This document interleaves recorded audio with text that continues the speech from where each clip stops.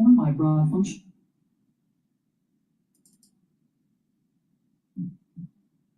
Let's get some real expert analysis. Joining us now, Chicago Fed President Austin Goolsbee. Austin, thanks for joining us this morning.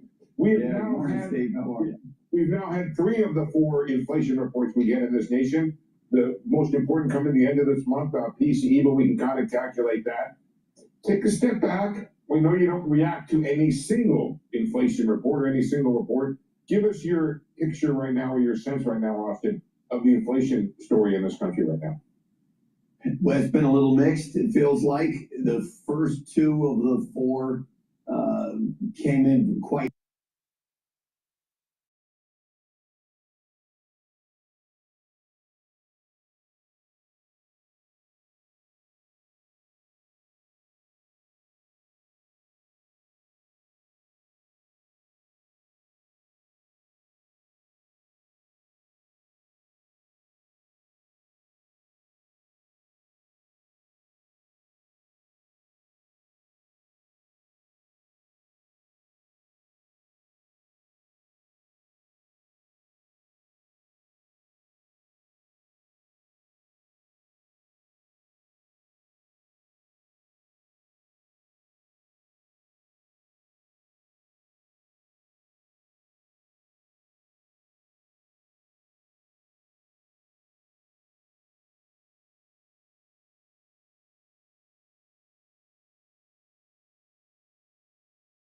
CD, I've maybe talked about import prices 1 or 2 times before, but now it's kind of important, right?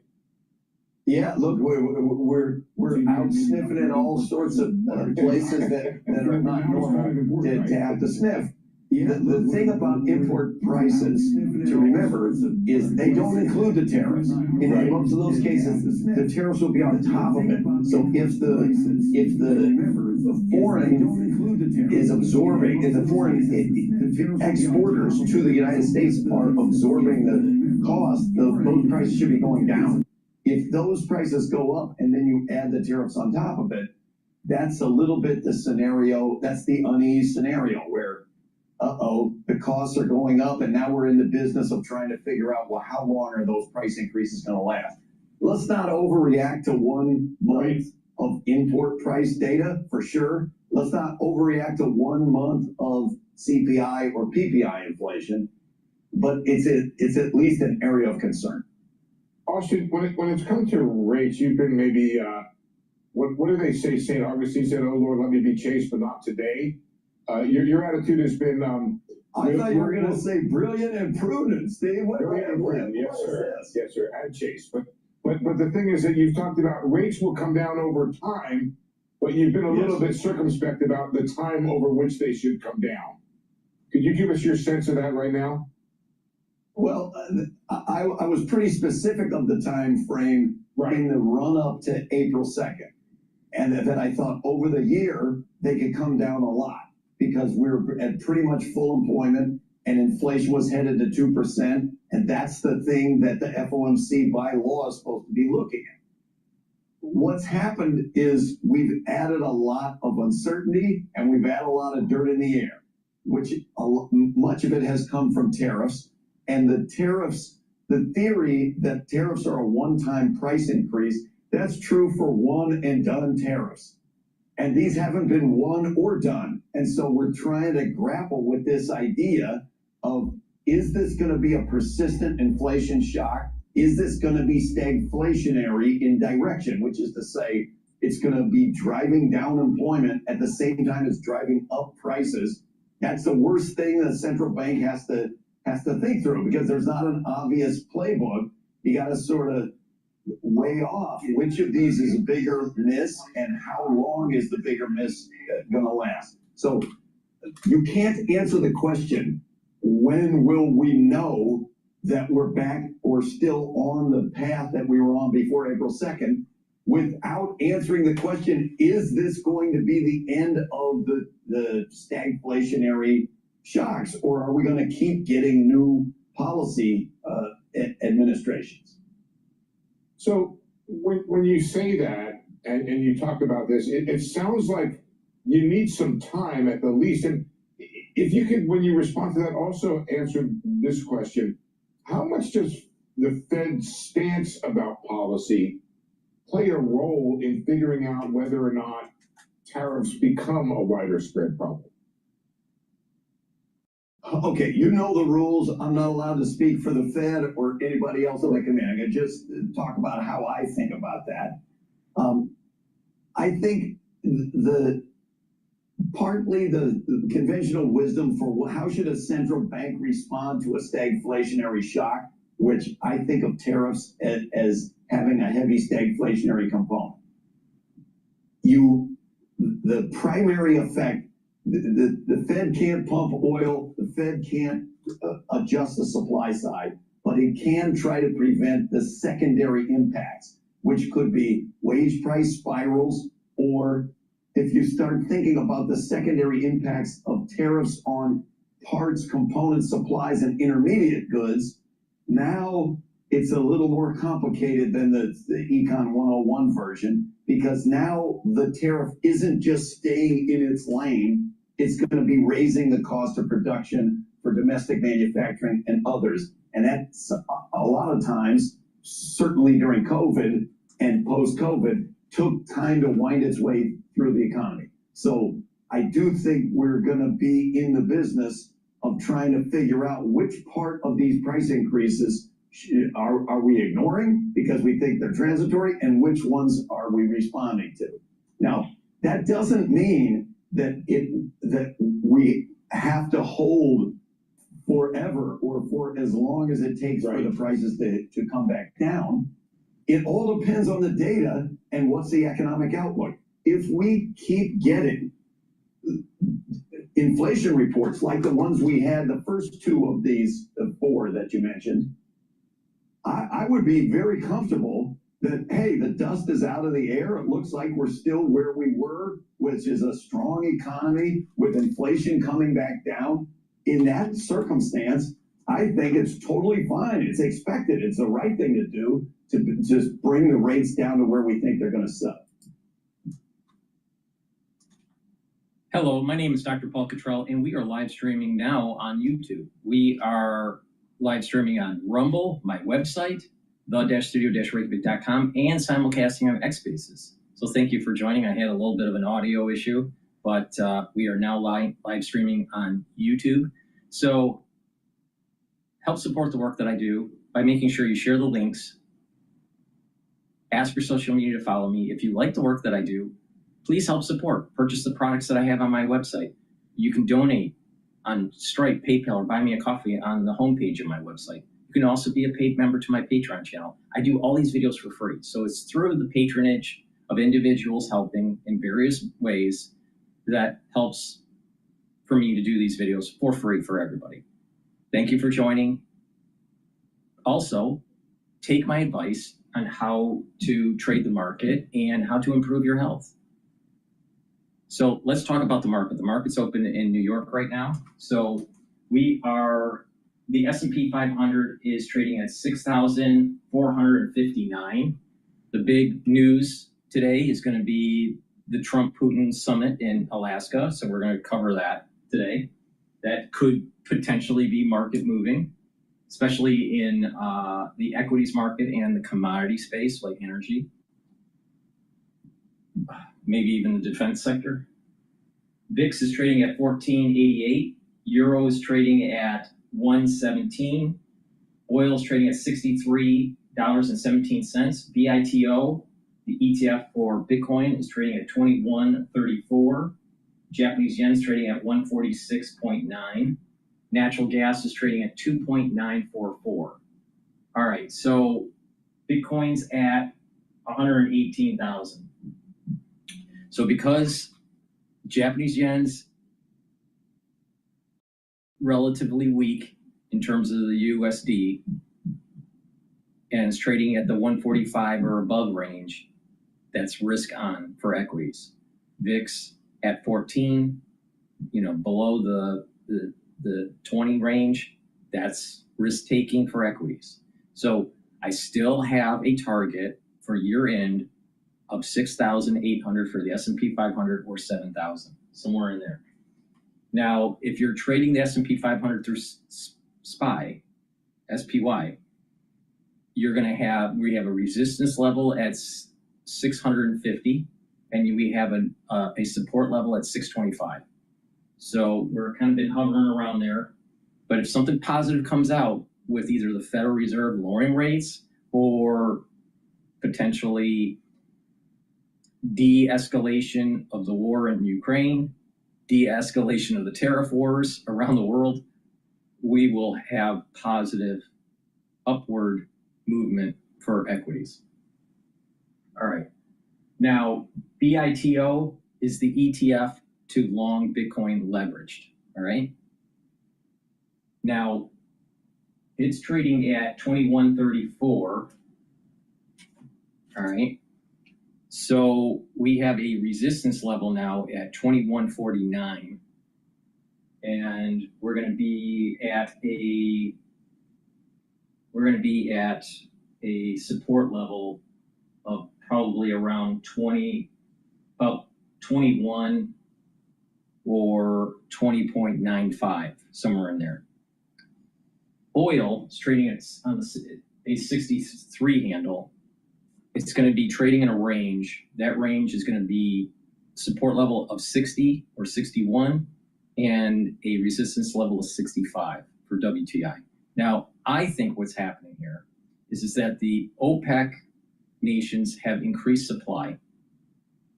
And so that's suppressing price. But I also think that Trump is negotiating with the Saudis to actually lower Brent price in the market. So it puts pressure on Putin so he can't fund the war that he's conducting in Ukraine. If this blows up, if the summit doesn't work and it's a fiasco, and there's no chance for the ceasefire or peace in the near term, then we probably might see Trump ask the Saudis to help suppress the price. And we may actually see further price going down in energy. That could mean that WTI goes down and natural gas.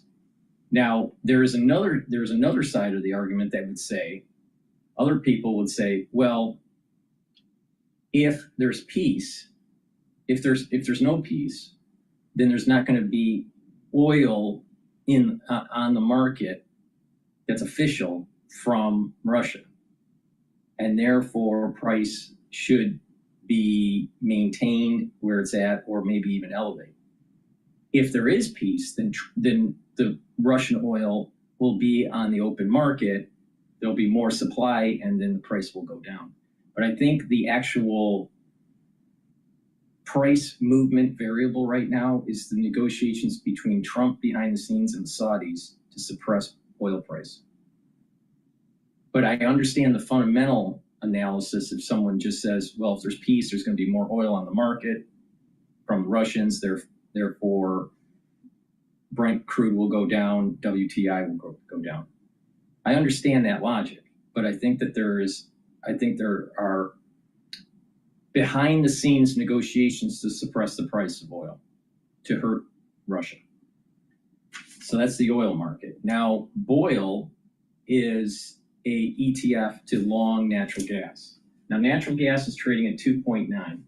I think that the fair value of natural gas is in the 3 handle, not the 2 handle, like 3.4, 3.5. All right. Because of this issue with there's 2 issues with natural gas. There's increased supplies of natural gas that came out, I think, on Wednesday. Or maybe it may have been yesterday. In addition, there's this dynamic with Trump and the Saudis, if I'm correct on this, that is suppressing the price for oil on top of more supply, and therefore all energy commodities, or at least fossil fuels, are somewhat capped at a certain level, and they're moving down. So what that means is that BOIL is trading at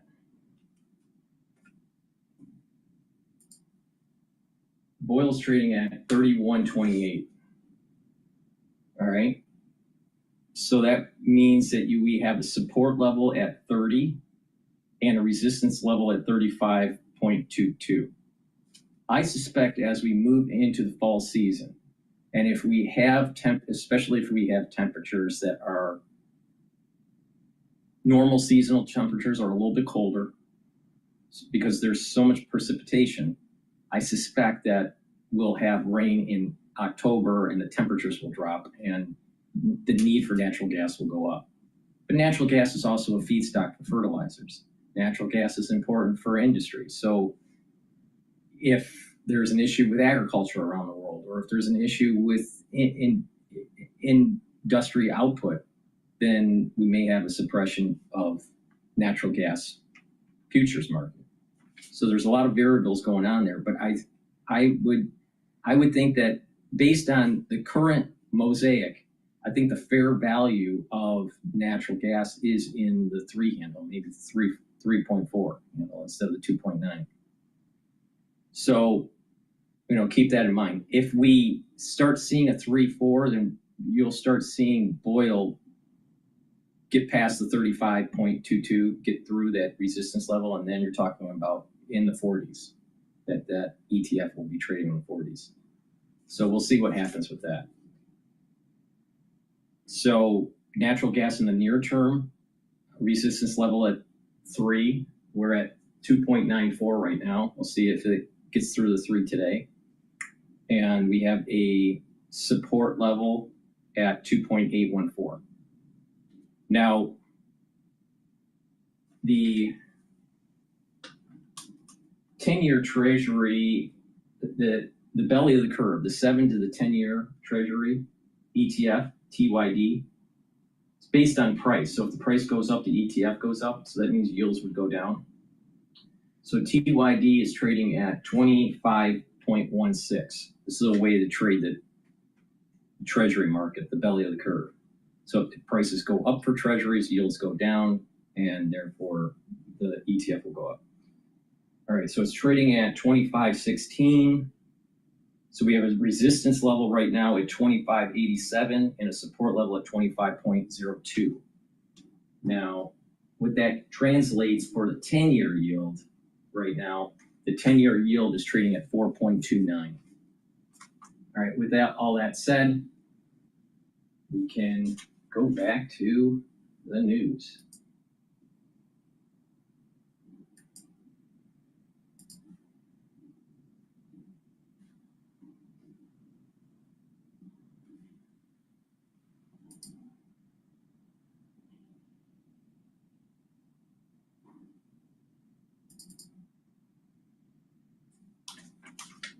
Hi, Carl. Indeed, this is our July read on industrial production and Bitchute. And the numbers, well, we're expecting unchanged on production. Comes in light, minus 1/10, minus 1/10. Minus 1/10 would basically be comping to where we were in March. But there is some good news here. Last month had a nice number, up 0.3. That now becomes up 0.4. That's the second best number of the year in the rearview mirror. On utilization rates, 77.5, that's a little bit on the light side. 77.5 would be the lightest, and 77.47, which was in May. If you don't like the rounding error, we can go back to, let's see, November of last year, and it was 76.8. So yes, decimal places mean something here. On the business inventory side and universe.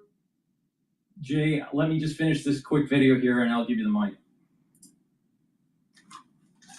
In Michigan, those will be at the top of the hour. If we look at where yields are right now, 4.29 in a 10-year. That is unchanged on the day, up 1 on the week. Not a lot's changed. And when you look at the numbers that were out and where they turned out, it's rather incredible to see green in equities and unchanged in 10s. Squawk on the Street will return after a short break. Hi, Carl. Indeed, this is our July read on industrial production and Bitchute. Just to remind the audience, we're live streaming on Rumble, on YouTube, on my website, the-studio-reykjavik.com, and on X-Spaces. So thank you for joining. I greatly appreciate it. It's an interactive show, so if you have a comment about the news that we're covering, please type it into the chat, or you can ask for the mic on X Spaces. So we're going to go to X Spaces. Someone requested, and I'm going to pass the mic. Well, now he left. All right. Well, unfortunately, he's not here. So once he comes back, I will, hopefully Jay will call back and I will give him the mic. All right. NASDAQ, they're both lower. And this Bloomberg Business Flash is brought to you by Interactive Brokers. Trade over 10,000 U.S. stocks and ETFs, U.S. equity index options, U.S. treasuries, and more on your timetable. Learn more at ibkr.com/around-the-clock.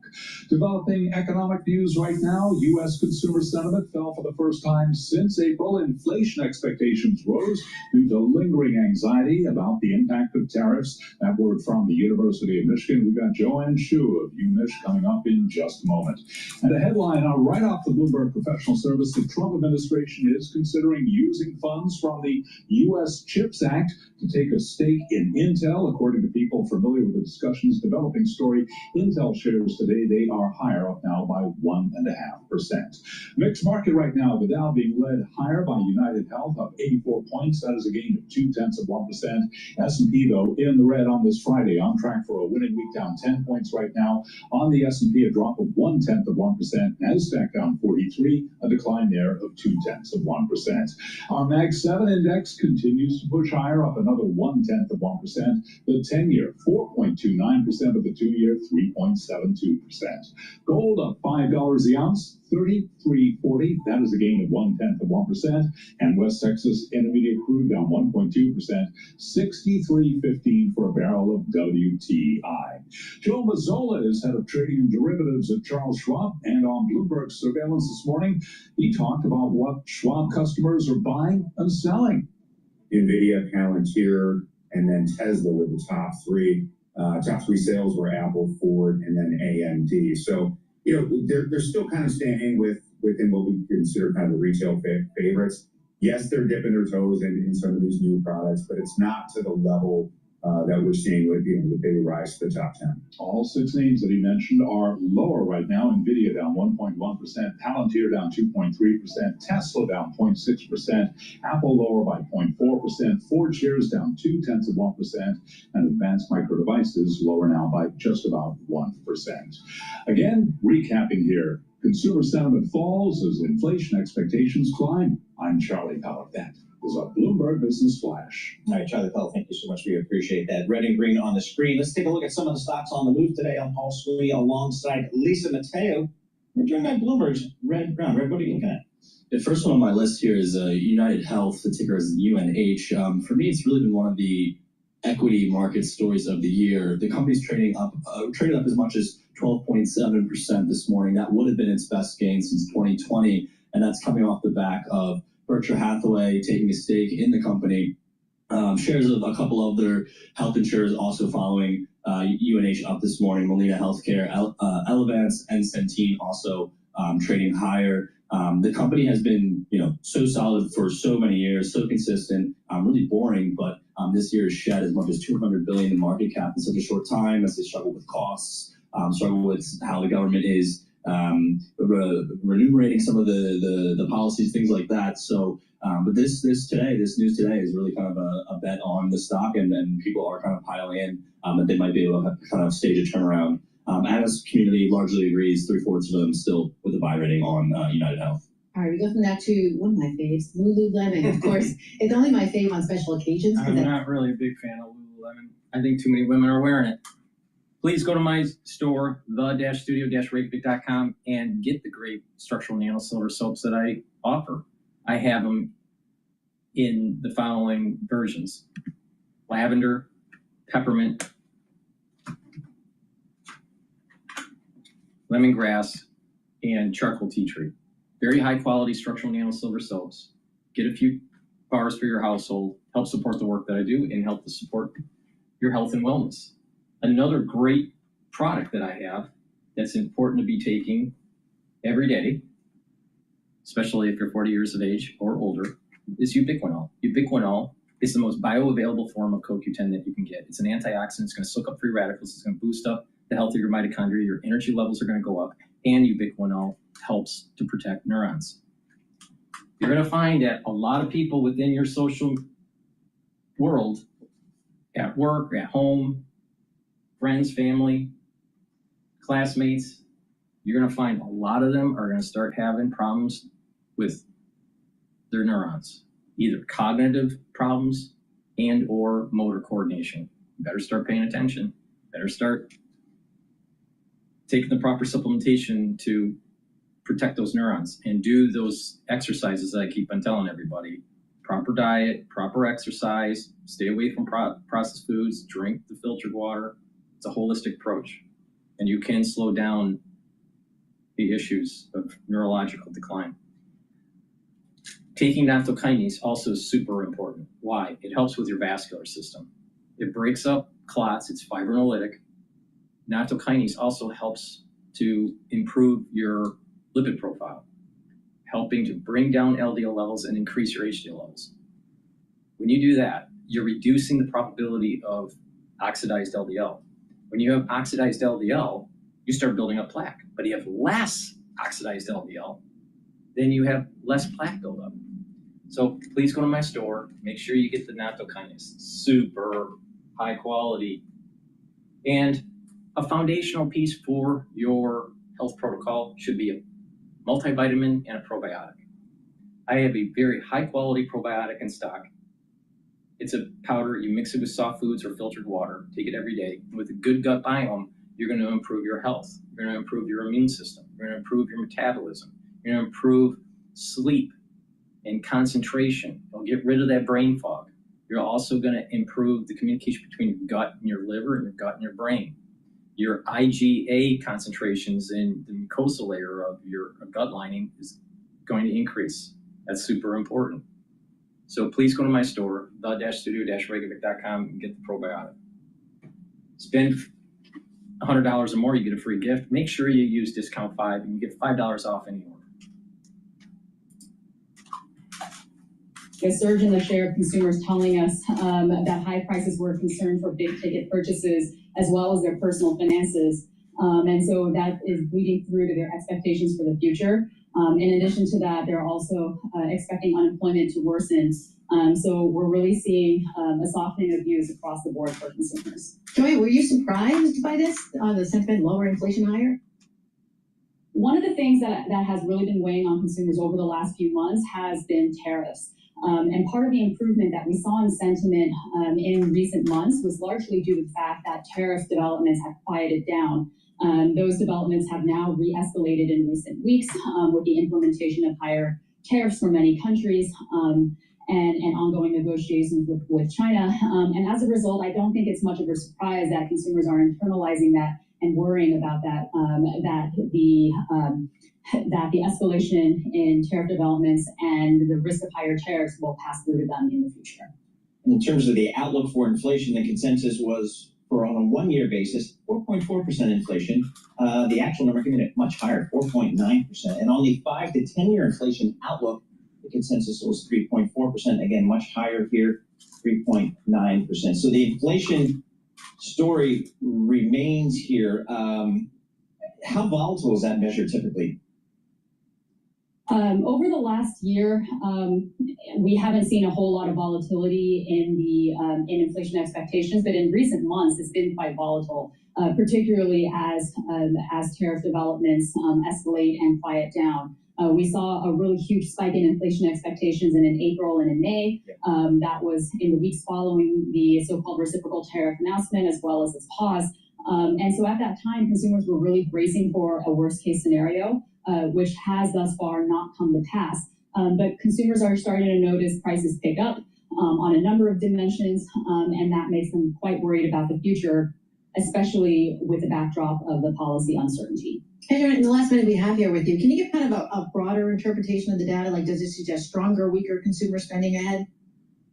It's a little bit of a mixed bag because the fact that consumers are really worried about the future suggests that they're probably going to pull back their spending, and we have a special report, some additional analysis that shows that. At the same time, if consumers pull back their spending, that's going to provide some downward pressure on inflation, which might make the fight against inflation a little bit easier for policymakers.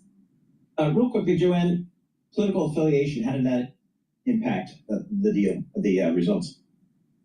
For short-run inflation expectations, we saw that increase across all political parties, including independents and Republicans. With long-run inflation expectations, it was a little bit mixed, and we'll see what happens when we get the final data at the end of the month. All right, Joanne, thank you so much. We appreciate that. Joanne Shute, she runs the surveys at the University of Michigan. Again, just kind of the headline number here, the UMich sentiment, which is widely followed on Wall Street, just kind of how consumers are feeling out there.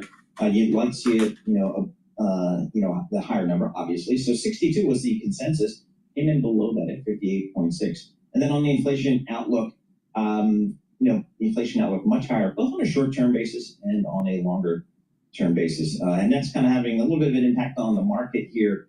Just looking at the S&P, we've turned negative, -7. The Dow has given up much of its gains, now up 45 points, and had been much higher than that. And yet NASDAQ is off about 17 points. So definitely having a little bit of a negative impact on the markets. Looking at the yield space, 10-year Treasury yields, they tick up just a little bit, about 1.5 basis points. As we head into September, this is good.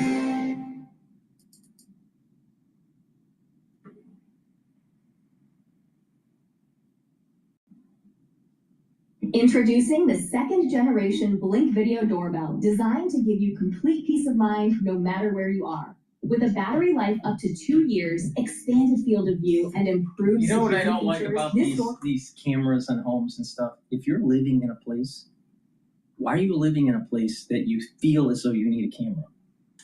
You should not have a home in an area that is crime ridden. You picked the wrong home then. So if you have this anxiety because of where you live and you have to have a camera or a security system and all this, then maybe you shouldn't be living there. keeps your home protected around. Is en route to Alaska, where he will meet with his Russian counterpart later today to discuss ending the war in Ukraine. Our Eamon Jabbers has the latest this morning from D.C. Morning, Eamon. Yeah, good morning to you, Carl. The president got underway early this morning, boarding Air Force One at Joint Base Andrews on his way to Anchorage, Alaska. The White House has billed this meeting as sort of a listening exercise between Trump and President Putin of Russia. The idea being they need to hear where Putin is in order to come up with a deal to end the Russia-Ukraine war. But at the same time, the president has expressed some optimism that Vladimir Putin might be ready to strike a deal this time. Here's what he said earlier this week.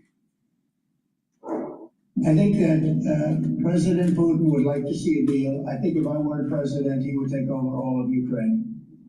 It's a war that should have never happened. If I were president, in my opinion, he would much rather take over all of Ukraine. But I am president, and he's not going to mess around with me. So it's a long flying time to get to Anchorage from Washington, D.C. We won't see most of these events play out until late afternoon East Coast time, guys. What we're going to watch for here is the president's greeting with Putin.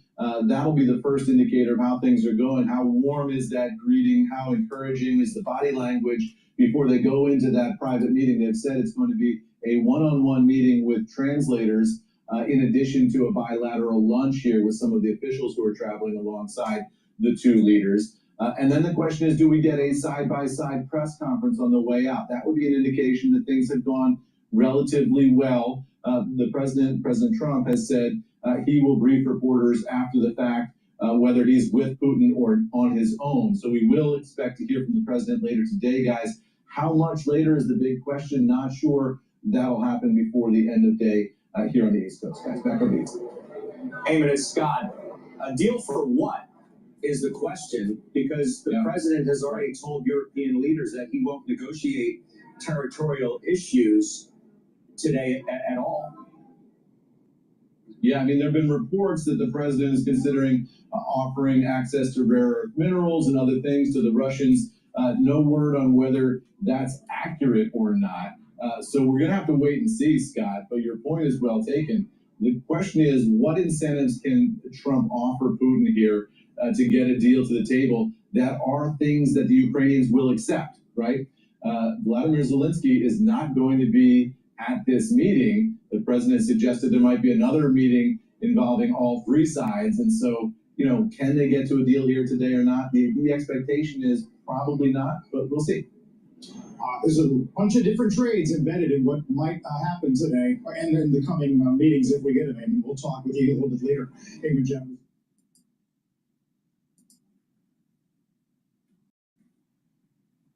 Today, Bitcoin slides to the $118,000 level after hitting a new high last night. And Rick Edelman with the digital app will happen afterward.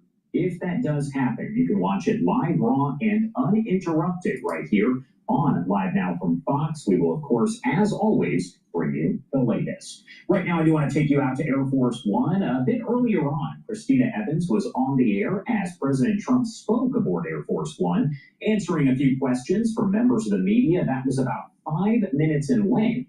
I'm going to play that for you right now on Live Now from Fox. They're buying our weapons, and we're sending them to NATO, and NATO's sending us big, beautiful checks. But I don't care about that. I care about, it was a big factor when Biden spent $350 billion and got nothing. But what I do care about is they lost last week 7,011 people were lost, almost all soldiers.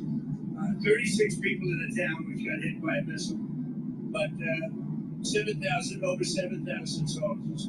It's crazy. Can you describe a little bit, Mr. President, because I know you've had a lot of phone calls with President Putin. What's the difference in a face-to-face, in-person meeting? Look, he's a smart guy, been doing it for a long time, but so have I. Been doing it for a long time.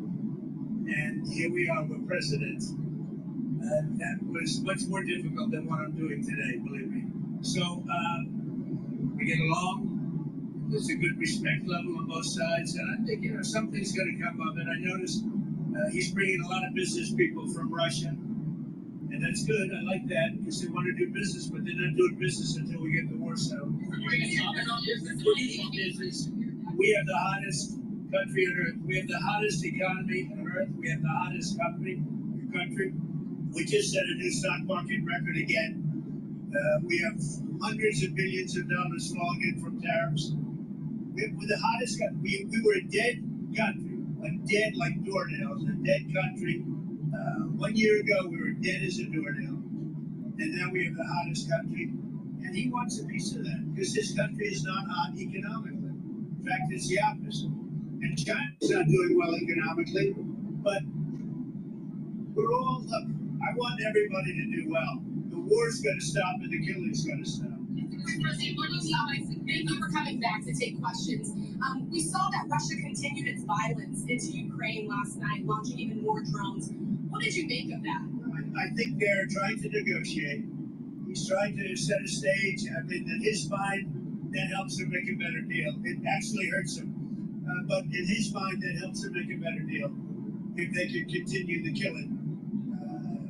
Maybe it's a part of the world. Maybe it's just his fabric, his genes, his genetics.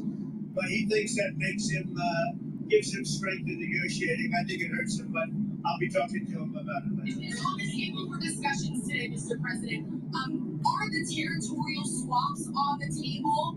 Will you be discussing that? They'll be discussed, but I've got to let Ukraine make that decision.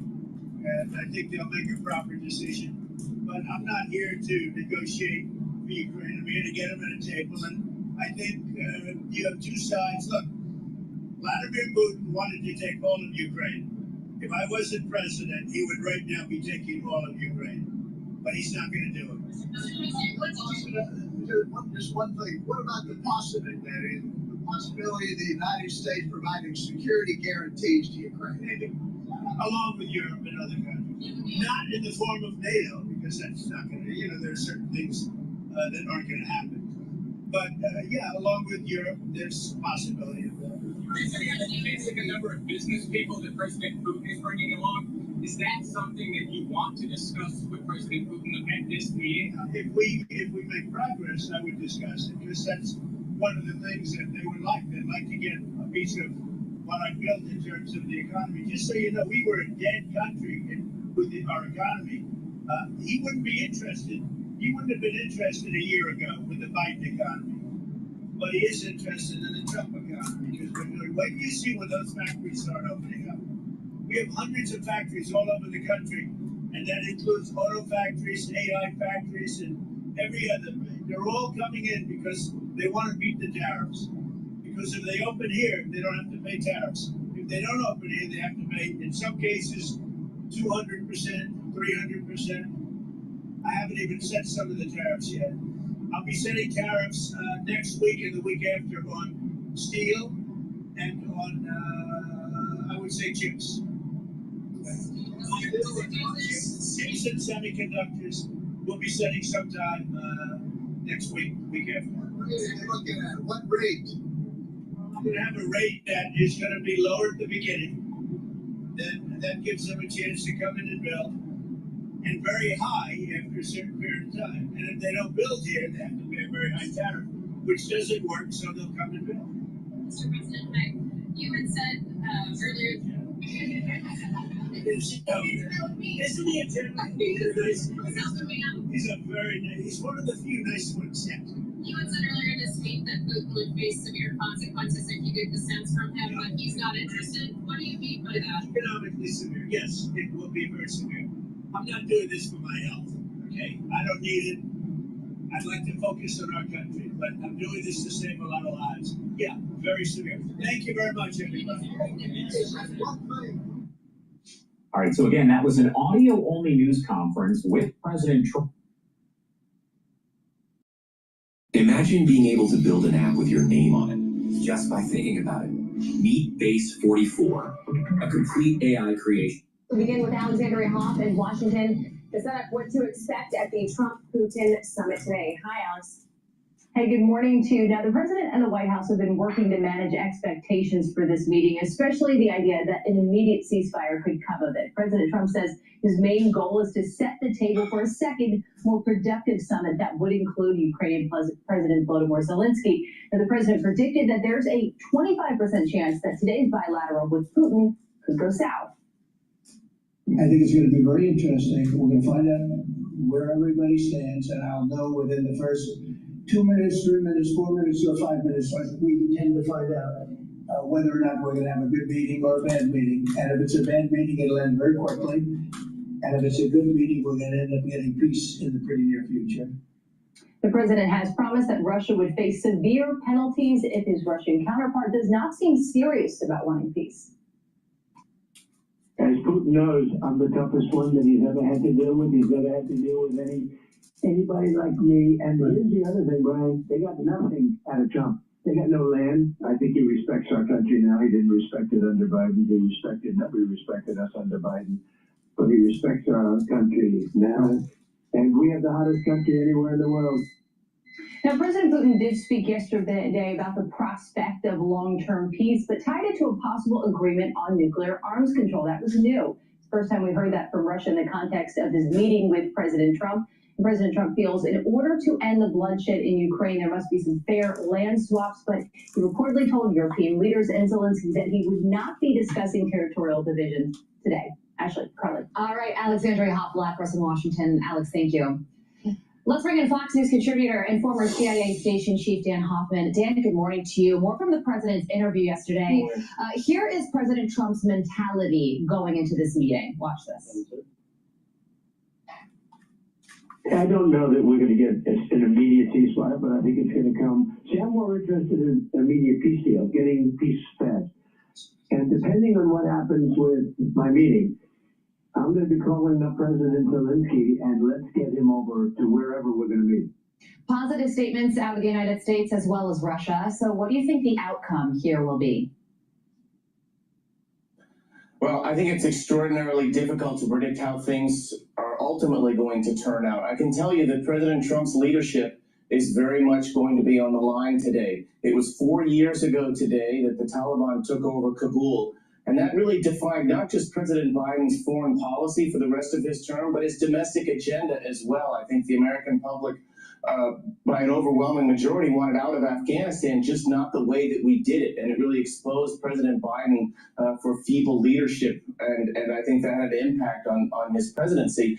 President Trump, of course, will want to avoid that. Success is defined not just by a deal, but by a good deal. And I think that's what the president is looking to today, whether President Putin is indeed interested in such a deal. I know that our intelligence community is mounting their usual full-court press to determine Putin's plans and intentions, how serious he might be. You can expect that Putin will try to define the war in terms that he thinks President Trump might appeal to, like land swaps, which harken to a real estate deal, when in fact this is a bloody war that Russia started, which has resulted in reportedly 1 million casualties just on Russia's side. Yeah, and on that, Russia is the aggressor here, but they don't hold all the cards. So how badly do you think Russia and Vladimir Putin need to end this war? Well, if past is prologue, in spite of the fact that Russia has spilled so much blood and treasure, there's no indication, there's no evidence that Vladimir Putin is interested in a ceasefire or a peace deal. What he does want to do is install a puppet regime in Kyiv. He's never wavered from that strategic objective. He'd like to take over territory that Russia has not even conquered yet in the Donbass. He wants to drive a wedge between the United States and Europe and between the United States and Ukraine. So I think he's going to be probing all of those things. And you make the point as well about Russia trying to split the war in Ukraine from Russia's overall bilateral relationship with the United States. Expect Putin to dangle options for strategic arms control, as well as reviving the economic relationship between our countries. It's noteworthy that Putin is bringing along the head of Russia's direct foreign investment fund, Kirill Dmitriev, with him. It doesn't have a whole lot to do with the war in Ukraine, but he might have something to do with a post-war U.S.-Russia reset. Yeah, and the president said yesterday to Brian Kilmeade he doesn't know if he doesn't want to say in advance if economic incentives or disincentives will be a part of the conversation, but I'm sure it's something that Vladimir Putin is hoping for in terms of the incentive element. The Russian government has also reiterated that their goals in ending this war remain unchanged, and that has to do with territorial lines being redrawn. The president is saying that this is just going to be a listening exercise, and any decisions that get made, Ukraine will, of course, be brought into those discussions. So the trilateral meeting with Vladimir Putin, Vladimir Zelensky, and potentially President Trump, that's where things could get really tricky. Yeah, I think we have to be careful not to get too far ahead of ourselves on that. Certainly that's possible down the road, but let's see what happens today first. Look, Russia controls roughly 20% of Ukraine, and the Donbass is an area where Ukraine doesn't want to give up any further territory. If we halt the war at the line of contact right now, those are heavily fortified areas, and Ukraine could potentially deter future Russian attacks as long as they get support, military support from Europe. But I think we're a long ways off, even though we're discussing the possibility of a trilateral. We need to get through today first and see where that leads us. Yeah, no doubt. Well, everything kicks off early morning with the president hopping on a plane, going to Joint Base Andrews, and then he'll be meeting with Vladimir Putin at 3:30 p.m. Eastern time. And there's also the expectation of a joint press conference, which will be very, very interesting to see and something we will be following closely. Dan Hoffman live for us. Dan, thank you so much. I'm Steve Ducey. I'm Brian Kilmeade. And I'm Ainsley Earhart.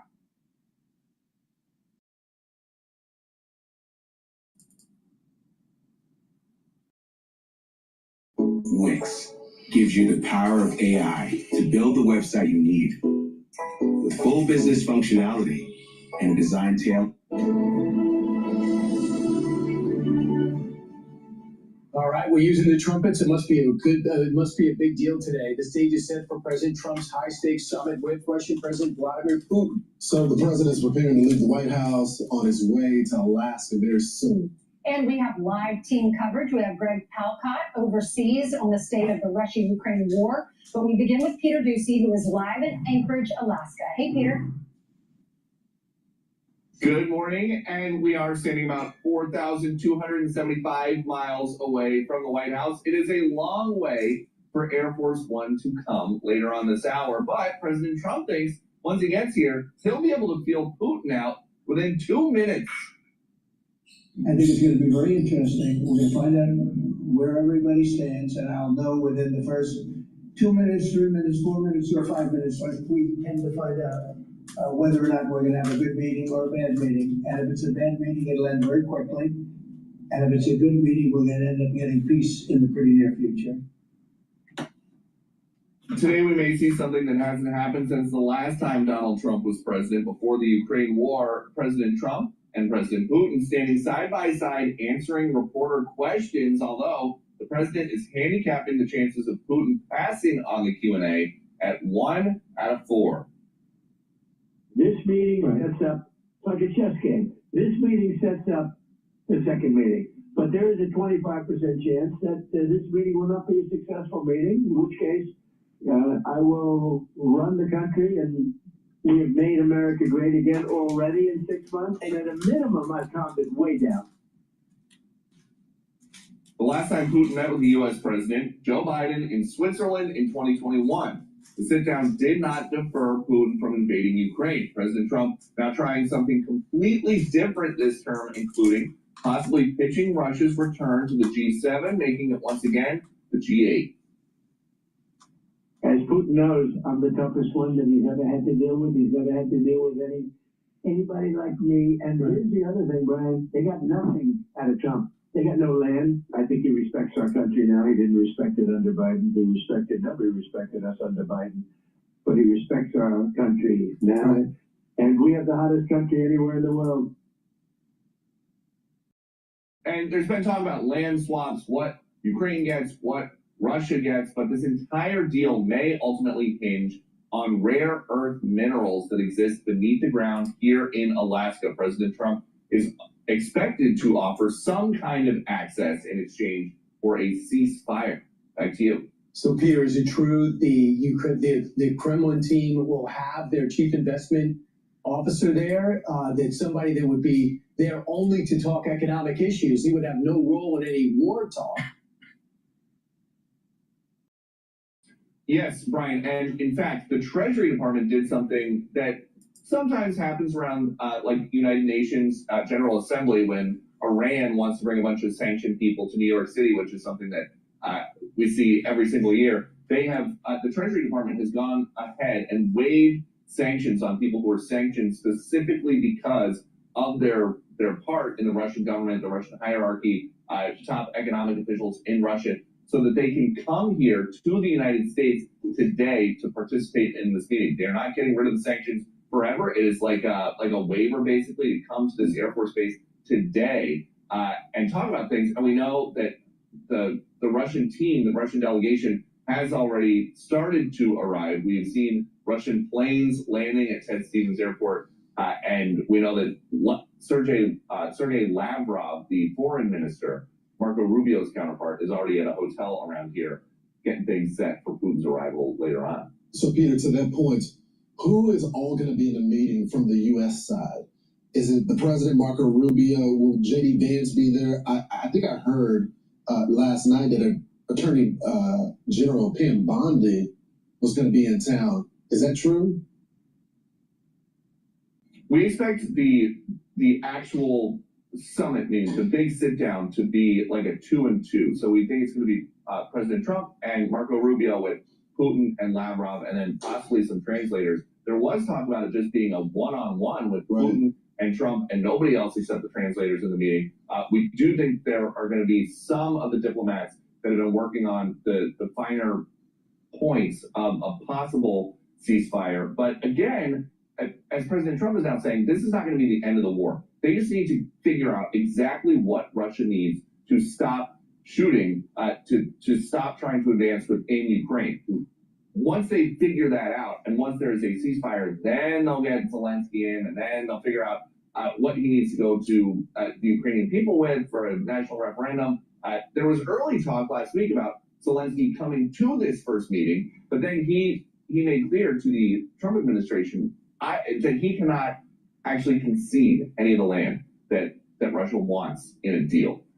He needs to go to the Ukrainian parliament. They need to to have a national referendum. So it's going to be, for lack of a better term, a whole thing with the Ukrainians. And so this is just going to be President Trump trying to stop the killing. His big thing is that tens of thousands of people are dying just since he took office. He wants that part to stop, and then they can figure out what the map is going to look like, the actual map at the end of the war. All right, thanks, Peter. We'll check in with you. 7 minutes now to the hour. Let's get the foreign perspective. Greg Palcott with the latest on the Russia-Ukraine war and the stakes. Before we do that, please go to my store, the-studio-reykjavik.com, and get the Goodnight Formula. Goodnight Formula has tryptophan, melatonin, GABA, and passion flower to help you to consolidate memory, to be well rested in the morning after you wake up, and also it's going to help to detoxify the central nervous system. Goodnight Formula is going to allow you to get into those cycles of REM sleep, 3 to 5 cycles of REM sleep, and deep sleep, to be able to do those things that I just mentioned. So it's really important. Sleep deprivation can lead to early onset of dementia if it's chronic. Let me rephrase that. So you have to pay attention. Sleep deprivation chronically increases the chances of early onset of dementia. All right? Not only that, it's a well-known fact that if you get proper sleep, you're slowing down the aging process because your body's healing. So please go to my store, the-studio-reykjavik.com, and get the Goodnight Formula. Another great supplement to take to help with supporting your memory and to get rid of brain fog and to be able to concentrate on tasks, that supplement is Clarity Factor. Clarity Factor will help with those dendritic connections, positive neuroplasticity. It'll allow you to think faster, have better memory over time. But you also need to look at this in a holistic fashion. Drink filtered water, stop eating processed foods, create the microenvironment for your neurons to connect better by learning new things, by doing some exercises, resistance training, some cardio, some balancing exercises, some stretching. Those all activate different nerves. By stretching and balancing, you're activating your cerebellum. By having better musculature, you're activating a different type of neuron. But not just that, you're being able to control your blood glucose levels. More bone, more musculature on your skeletal system, more muscles, is actually helps you with controlling your A1C levels. So if you start losing muscle mass when you get older and you start eating improperly, don't be surprised that you're borderline diabetic or diabetic. So it behooves you to look at this holistically, because if you create this microenvironment where you're stimulating the nerves, you're stimulating the neurons, you are having better blood flow to the brain, then you're going to have this positive neuroplasticity, especially if you're learning new things, reading, writing, talking to people, proper mindfulness or spirituality. These are all real positive vectors that will help with cognitive function and motor coordination. So please go to my store, the-studio-reykjavik.com, and get the Clarity Factor. Super important to take. So a great stack is the Goodnight Formula and the Clarity Factor. Use discount 5, you get $5 off any order. If you spend $100 or more, you get a free gift until supplies last. Brian, we have been traveling to Ukraine for years now, watching the fighting there. A lot of people there are watching very closely what will be said in Alaska. The White House is calling this a listening exercise. It is clear Putin has a lot to get off his chest. It is assumed he will be asking for all the land, some 20% of Ukraine in the south and east, that they've managed to occupy in all this time of fighting, basically keeping the front line as it is, and maybe more. It's been called a land swap, but according to some analysts, it's really a land grab, as Russia seems only willing to give up about 5% of what it has seized from Ukraine. For his part, President Trump says he wants a ceasefire.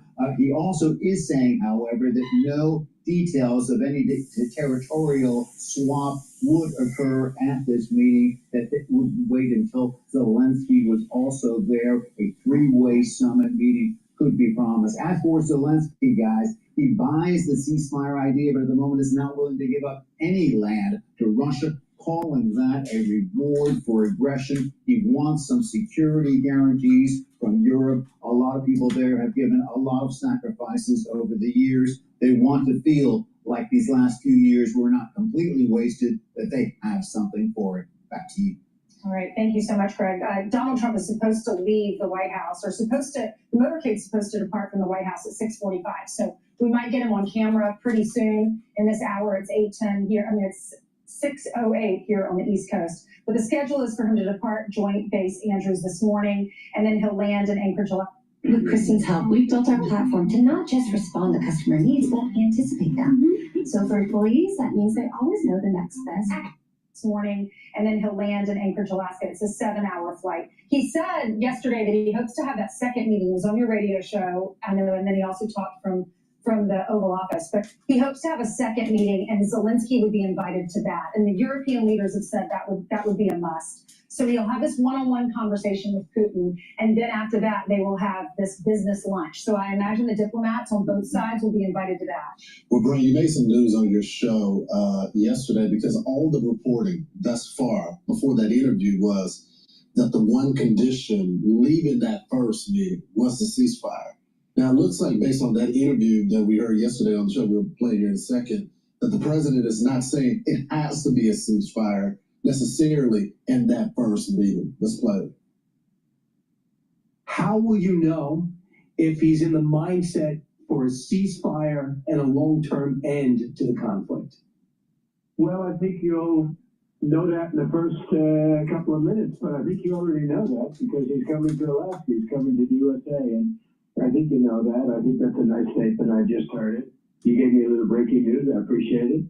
But I think he wants to get it done. I really feel he wanted the whole thing. I think if it weren't me, if it was somebody else, he would be not talking to anybody. And when he was referring to the fact that, as I got in there, Vladimir Putin made a statement that he appreciates, of this paraphrase, the sincerity of the president's efforts, the U.S.'s efforts to bring some type of peace in the region. So he said, I'm less interested in the ceasefire, more into a peace deal. European leaders said two things. Try to get a ceasefire. You got to get a ceasefire, and you got to get security guarantees before you even talk about land. Well, did you get a sense that Vladimir Putin, that is his agenda, that is his goal? Because the Wall Street Journal this morning says that they think Putin's goal is to keep Trump in good graces, A, and B, pursue his longer-term ambition of reasserting Moscow's dominance over Kyiv. Well, the president has already said that the thing that is driving him crazy with Putin, he says good graces, and to your point, that's the reporting from Wall Street Journal. The president said the thing that's driving him crazy with Putin right now is, in the morning he tells him that he's going to stop the killing, things are going to get back to normal. But then at night, he's targeting civilians. So it's not like there's this mystery of what President Trump wants out of this meeting, right, bro? Yeah, he picked up the cadence of the attacks. He's trying to move the front lines as far as possible, because I sense that Vladimir Putin knows he's going to freeze eventually. So he's trying to make so much progress leading into this. But Ainsley, to the Wall Street Journal's point, if the president feels as though he's trying to be, tapping him along, he's going to do the same. He's going to go, it's over. Yeah, I'm done talking. Here come the sanctions. And he said it 2 days ago. He said there will be ramifications if we don't walk away with some type of progress here, let alone a ceasefire ends the meeting. President can't look weak. And just remember, we had another meeting scheduled with Iran the day before we hit. The president hits a threshold, but he's not going to telegraph it. And I just think it's interesting because if it goes bad, they still have a breakfast plan and it's a big format. Right. So it's like going on a date and saying, hey, by the end of this, going on a breakfast date, I have lunch and dinner plan. And I'm thinking to myself, don't you want to make sure breakfast goes well? Mm-hmm. But no, they got a whole format and they got a whole press conference at the end. Just like a date, Donald Trump says he'll know if it's going to go well in the first few minutes. That's what they say. I know. All right, don't miss our special coverage of the Trump and Putin summit starting at 3 p.m. Eastern time right here on Fox. Then at 6 o'clock, Brett Baer is going to be live from Alaska. We're going to go to the clip from Bloomberg about the U.S. July retail sales rise despite tariff uncertainty.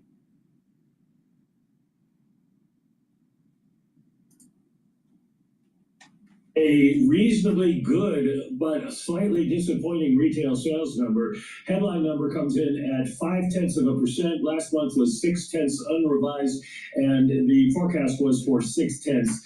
For autos, ex-autos, we're at 0.3, which is what was forecast. That's down from an unrevised 0.5 last month. The control group that everybody cares about, of course, is up 0.5, same as last month. That would be good news. It shows Americans are still out there spending. Of course, I'm saying good news, and the markets probably aren't liking it. Import prices up 0.4%, and ex-petroleum up 0.3. That would suggest one thing: importers are not bearing the brunt of Trump's tariffs, Trump's import taxes. They are actually keeping prices steady and not cutting them. One other number out, the Empire manufacturing number increases to 11.9 from 5.5. And I'm sorry to take up too much time, but I got to give you the revisions here on retail sales just out. In June, 0.9, up from 0.6. So you add that to the 0.5, and we have had a pretty strong summer for consumers. For the control group, 0.8 instead of the initially reported 0.5 in June. So another 0.5 there. And Americans are still spending money. The tariffs have not stopped them, and this is not going to be a sign that the Fed is anxious to cut interest rates. All right.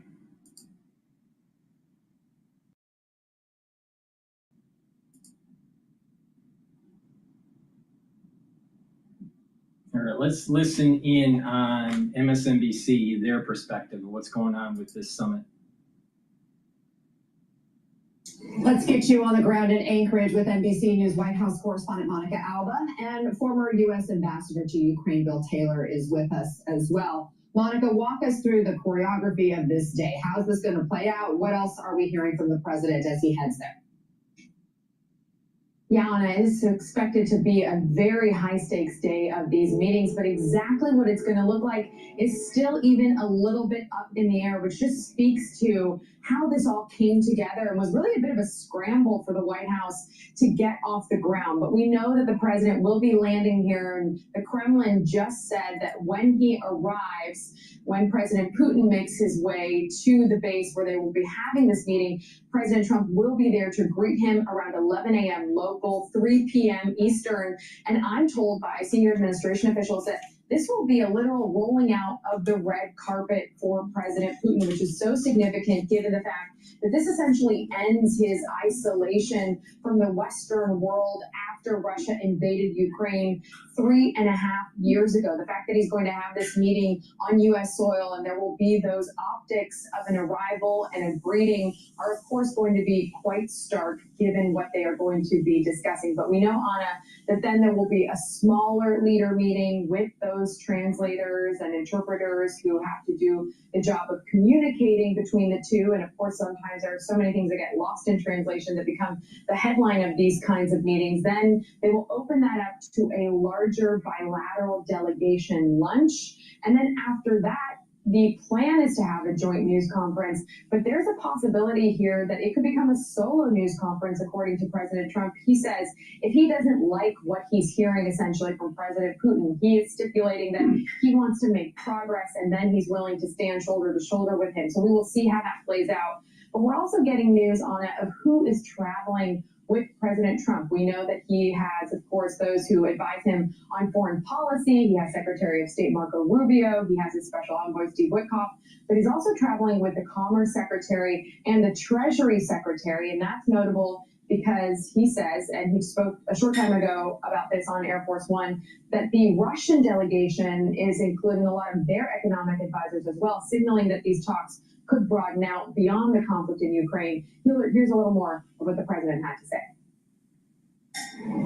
I noticed he's bringing a lot of business people from Russia. And that's good. I like that because they want to do business, but they're not doing business until we get the war settled. Are the territorial swaps on the table?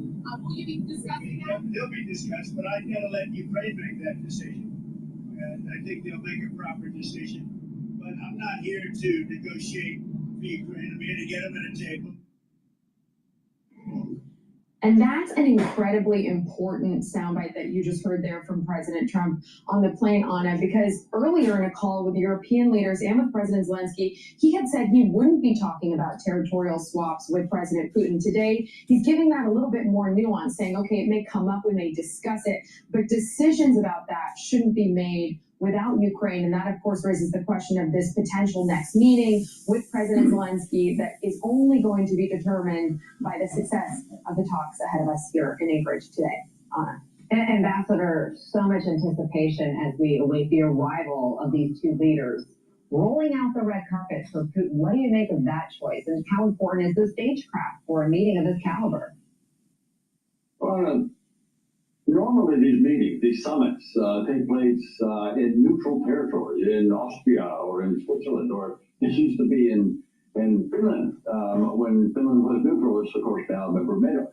So it's a measure, I think, of Putin's eagerness to have this meeting that he's coming to the United States. President Trump has, as we say, home field advantage. He's now got a lot of advantages over Putin for this meeting, and we'll see if he uses them. President Trump just posted from his flight that he, quote, had a wonderful talk with a highly respected president of Belarus, he writes. Ambassador, what's your read on that? So not many people would agree that the president of Belarus is highly respected. President Lukashenko of Belarus is only in office because President Putin allows him to stay there. So I'm not sure what conversations with President Lukashenko will make. Everybody, stay with us. I want to also bring in senior fellow at the American Enterprise Institute, MSNBC contributor, Danielle Pletka. Danielle, you write that President Trump seems to realize he's dealing with a different Putin than in his first term. Do you think that will carry through when it's just the two of them in the room? And who has the upper hand?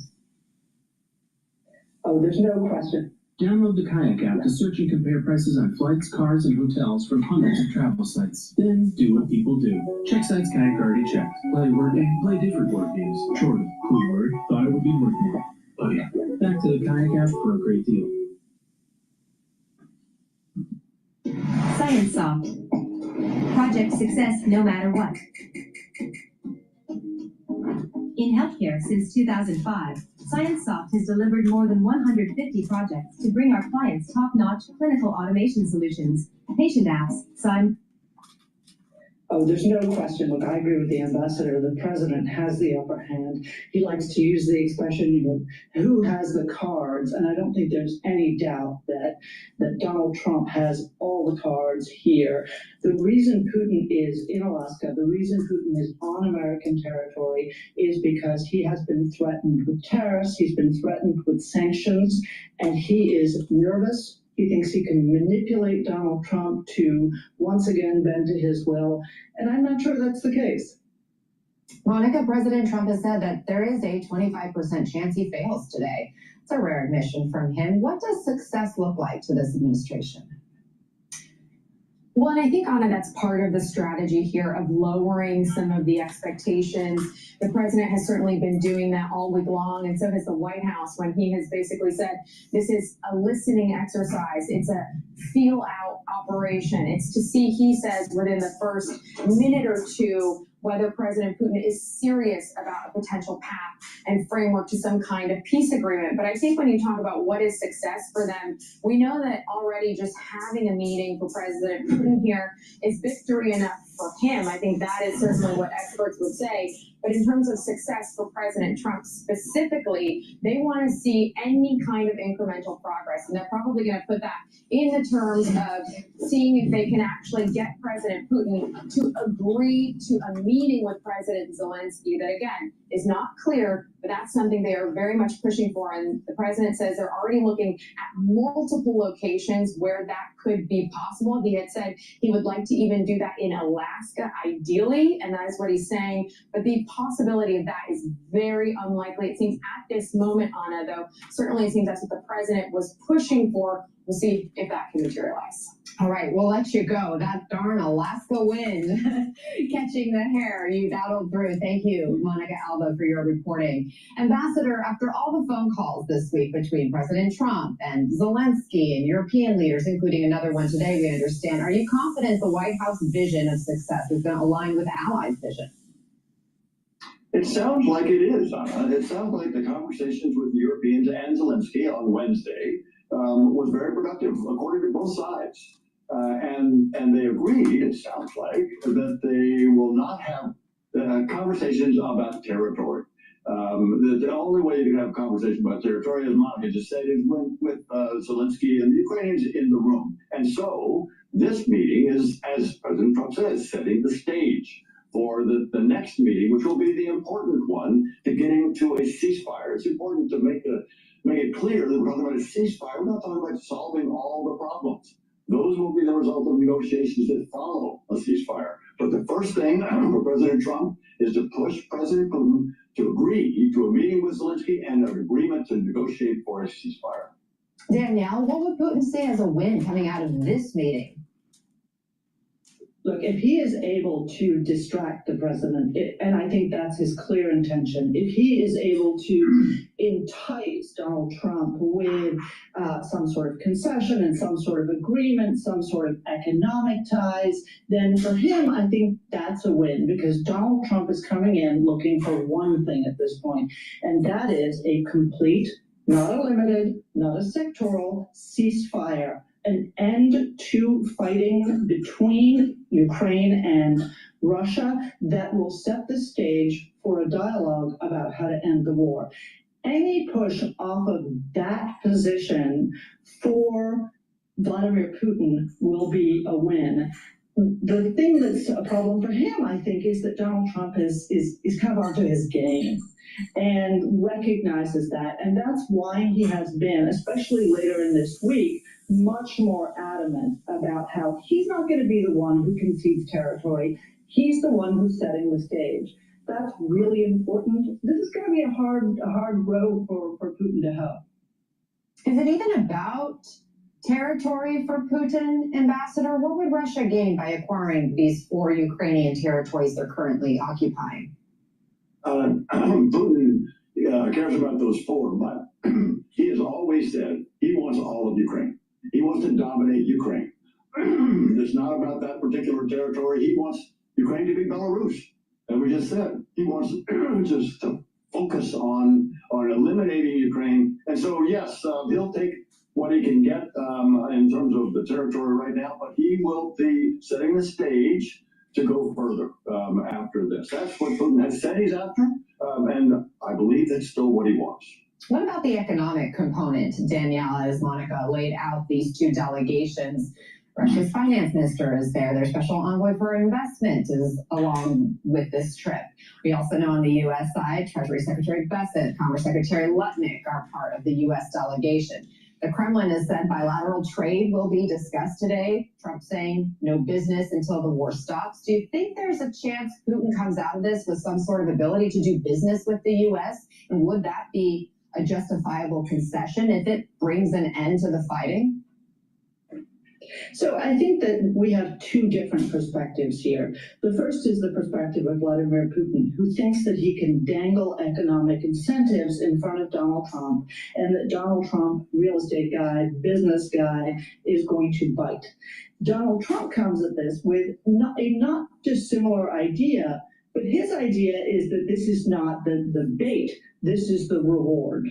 And so I suspect that is why we see Donald Trump bringing with him Bessent, Lutnick, and others. That's if Putin is willing to do the right thing and go to the ceasefire. Otherwise, they're just there for a trip to get away from Washington in August, and I don't blame them for that.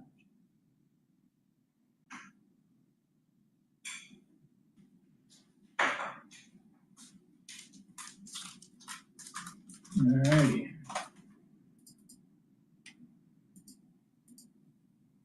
We are not a traditional cafe. We're completely unconventional. And my Looks website really has to capture the same magic.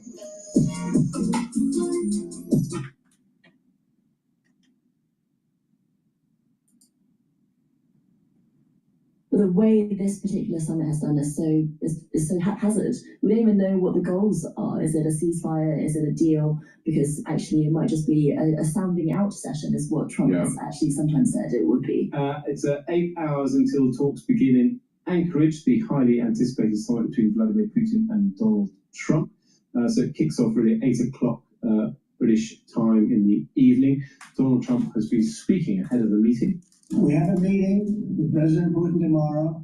I think it's going to be a good meeting, but the more important meeting will be the second meeting that we're having. We're going to have a meeting with President Putin, President Zelensky, myself, and maybe we'll bring some of the European leaders along, maybe not. I don't know that it's going to be very important. We're going to see what happens. And I think President Putin will make peace. I think President Zelensky will make peace. We'll see if they can get along. And if they can, it'll be great. And the Defence Secretary, John Healey, also spoke to Times Radio earlier this morning saying what he hoped would come out of the summit. We want to see this as a first step to the end of the fighting, the first step towards serious negotiations in which Putin and Russia are serious about a long-term peace, in which the Ukrainians are involved, because you can't have decisions and negotiations about Ukraine without Ukraine. It was interesting hearing Trump talk where he basically says he's going to sit down with Putin and then sit down with Putin and Zelensky. That's absurd, Michael, isn't it? Well, it is pretty absurd because there's absolutely no assurance that Putin will agree to meet Zelensky. And he's saying all sorts of things, we're going to do this and then we're going to do that. Well, that depends on how the talks go. And if he just meets a blank, if he meets a sort of stone wall from Putin, which is quite likely, and then he has to decide, do I get tough, do I get angry, what do I do now? Or do I start bargaining about this or that? And the other problem is it looks as though they're putting everything in reverse order. They're sort of muttering about, possible investment in Russia, oil and gas and all that sort of thing. They haven't even got a ceasefire. Surely the first thing to negotiate is a ceasefire. You can't do anything before you've got that. Absolutely, Cindy, you're nodding your head along to that. I mean, it is an absurd thing, although when Michael mentions oil and gas, I can't help thinking whether Putin's simply going to say, we'll give you all the oil, Donald, if you give us what we want. Yeah, I'm not sure tying oil and gas consumption up with Russia is the best learning from the Ukrainian invasion. But yeah, I'm nodding because I think on this, the European approach has been much more reasonable, just in terms of a ceasefire first, Kiev in the room, and then also security guarantees for Ukraine in the future, because how do you know that Russia's not going to come back for another slice, for another bite in a few years' time? You just don't right now. So I think, obviously Trump wants to get this war finished, and I do think that the maximalist position, that is if you think that Ukraine won't... And many people, as I'm having my lunch, many people aren't making the statement. The Chinese want the United States to divert its attention in the European theater so the Chinese can continue to do their build out in the Pacific theater. China wants a two-front war to have us muddle along. In addition, China also wants us to be in a quagmire in the Middle East. So the faster that Trump does this, the quicker our attention can be on the first island chains. And when it comes to oligarchs, which are the support structure for Putin, it's all about money. And where's most of that money coming from for the oligarchs? State-owned enterprises that were sold off after the fall of the Soviet Union. What are some of those state-owned enterprises? Real estate and oil and gas. And that's why this thing is about energy. But these, quote, experts don't bring this up. And this is why I'm saying that if you look at the energy prices, natural gas is suppressed right now. Oil is suppressed right now. So this is about energy. There's market manipulation going on for national security reasons. Anything at all from the situation. I think that's probably unrealistic. There probably has to be some compromises. But the way this particular summit has done is so haphazard. We don't even know what the goals are. Is it a ceasefire? Is it a deal? Because actually it might just be a sounding out session is what Trump has actually sometimes said it would be. Well, that's what it does sound like. I mean, that's the best way I think he can get away with this summit, which I think is going to be a complete disaster, is simply to say, well, I've started a dialogue. Just out of interest, Cindy, as you're on and you're now, if the oligarchs like what they're hearing about reducing sanctions, getting Russia integrated into the world economy, having Russia being a more of a partner and being integrated in the G8 again, potentially being an ally with the United States with a two-front war against China.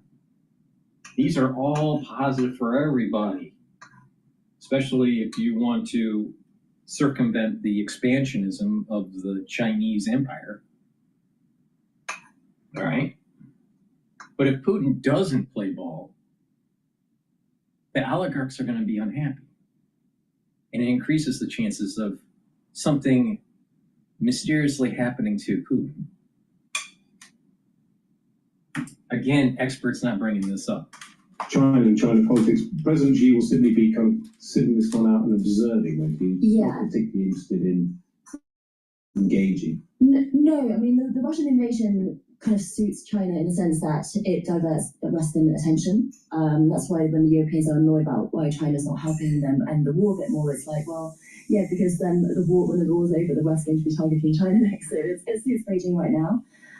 After the summit, Putin is going to China. Yes, for the VJ, as it were, we call it VJ Day. So if you forget that 20 million Chinese were killed in that. Yeah, well, I mean, the Japanese went to China first. So it's, World War II really was a big thing in Asia as well. So Putin will be going for that, as well as with Shanghai Cooperation Organization, which is a kind of Chinese multilateral organization as well. So he'll get a debrief on what was being said.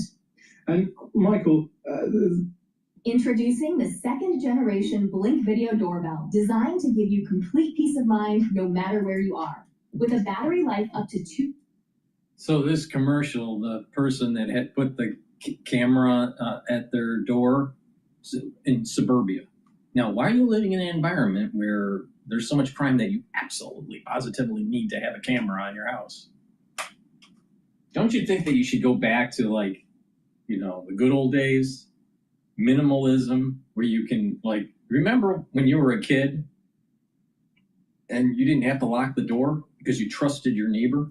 You lived in an environment where it wasn't crime ridden.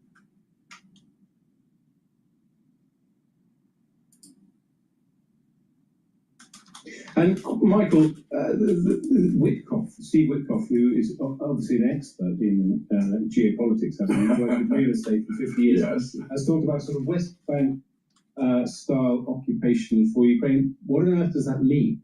Absolutely nothing at all.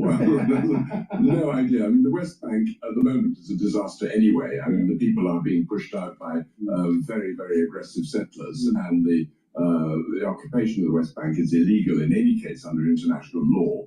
And so I don't know what he has in mind for Ukraine. Who's going to? Does that mean somebody's going to take charge of Ukraine and there will be a military occupation of some kind? There's no sense to that. Right, well, let's talk very briefly before we head to the news about the other breaking news from Donald Trump, which is he's reviving the presidential fitness test. It's actually not a test for presidents. It's a national physical fitness testing program conducted in US public middle and high schools. It ran from the late 1950s. President Obama abandoned it in 2012. Cindy, now it's important to, like, go back to history and understand this, and I doubt that they'll bring this up. I've never seen this video before, so we're playing it off the cuff here.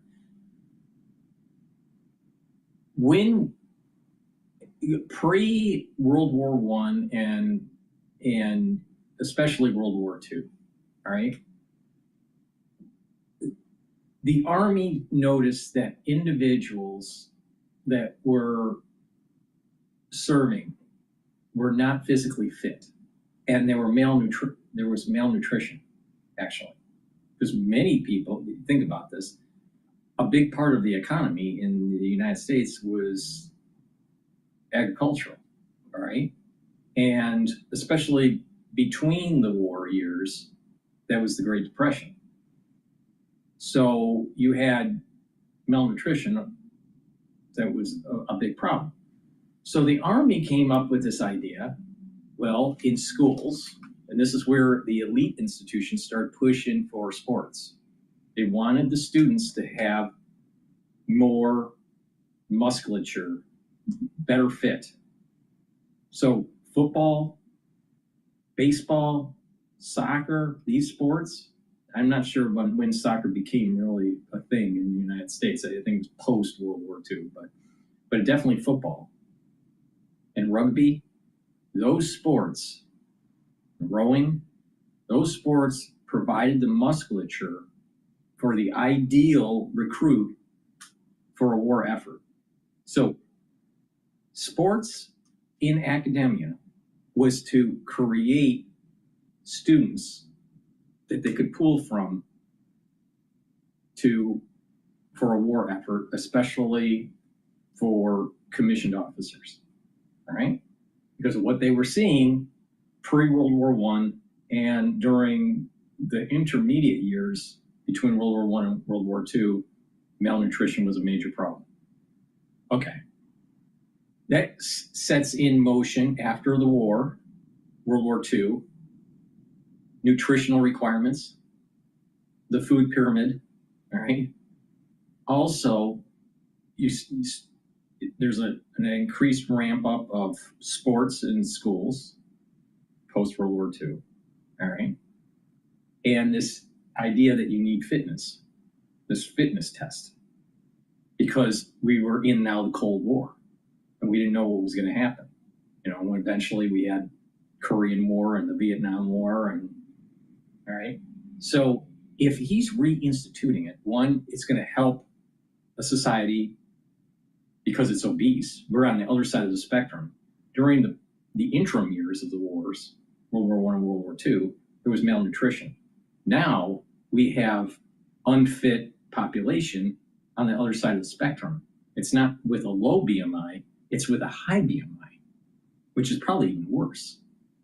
So getting the population fit enough to be able to sustain a war effort, to conduct a war effort. You look at recruits that are going into the Navy or the Army, they're way overweight.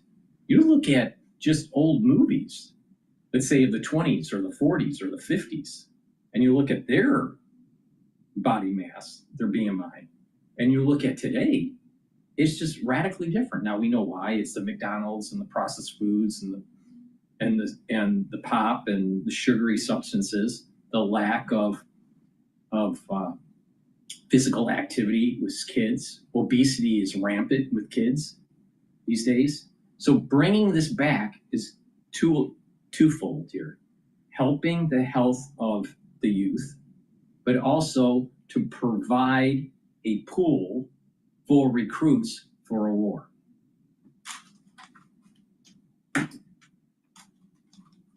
Just PE, isn't it? I mean, I've got kind of trauma of bleep test in the school. did you ever get? There are moments when everyone bangs on about the Canadian Air Force test. No. Every decade or so, the Canadian Air Force test emerges as the perfect 15 minutes of exercise you can do. This is what it reminds me of. I mean, maybe we should have a prime ministerial fitness test in British schools. I thought that's what you said that Trump was suggesting first, and to prevent someone like Biden ever getting back in there again, because Trump's actually quite fit.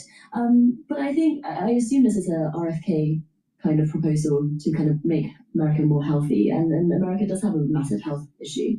I think the UK has a massive obesity issue as well. So I think, more focus on fitness. I can get behind this Trump policy. Yeah, I think we do have an obesity problem in this country, but we do take our sport quite seriously. I mean, there's always a debate about playing fields being sold off, not enough sport. Yes, they shouldn't be sold off. No, but in some ways, I quite like this kind of back to the future idea of a government-sponsored annual fitness test for our school kids. Yeah, I don't know whether it could be an app. If you step back and you watch this pendulum, I've been talking about this pendulum swinging from It was conservative, and then it went to liberal, and now it's coming back to conservative. But there's many aspects to this. Spirituality is going to increase as the pendulum goes to conservatism. Country, your affiliation with your country and supporting your country is going to increase as the pendulum swings more towards conservatism. Family creation is going to, in that family unit, and the importance of family is going to increase as that pendulum is swinging from liberalism to conservatism. But what also is going to happen is that you're going to start seeing in advertisements, and you're going to start seeing less of the woke stuff and more of the traditional. With multiculturalism, you can have multiculturalism, but not a woke agenda. And that's what the difference will be. So back in the 50s, it was basically WASP America, white Anglo-Saxon, white Anglo, Protestant kind of environment, right? Now, because of more ethnic groups in the United States that have moved up the social ladder, these advertisements will be multicultural, but it won't be woke agenda. That's different. With the woke agenda, that's like looking at Star Wars, all right? The last couple movies of Star Wars were terrible, right? Because it had this woke agenda. But you can have multiculturalism in the movies. You can have multiculturalism in advertising, but you're not pushing an agenda, right? So America is multicultural. So I'm not saying that we need to, as the pendulum is swinging towards conservatism, that it means that it's just white America. That's not what I'm talking about. But conservative values, even in a multicultural environment, is going to be prevalent instead of this push for woke liberalism. So that's something that to keep in mind is that we're taking pieces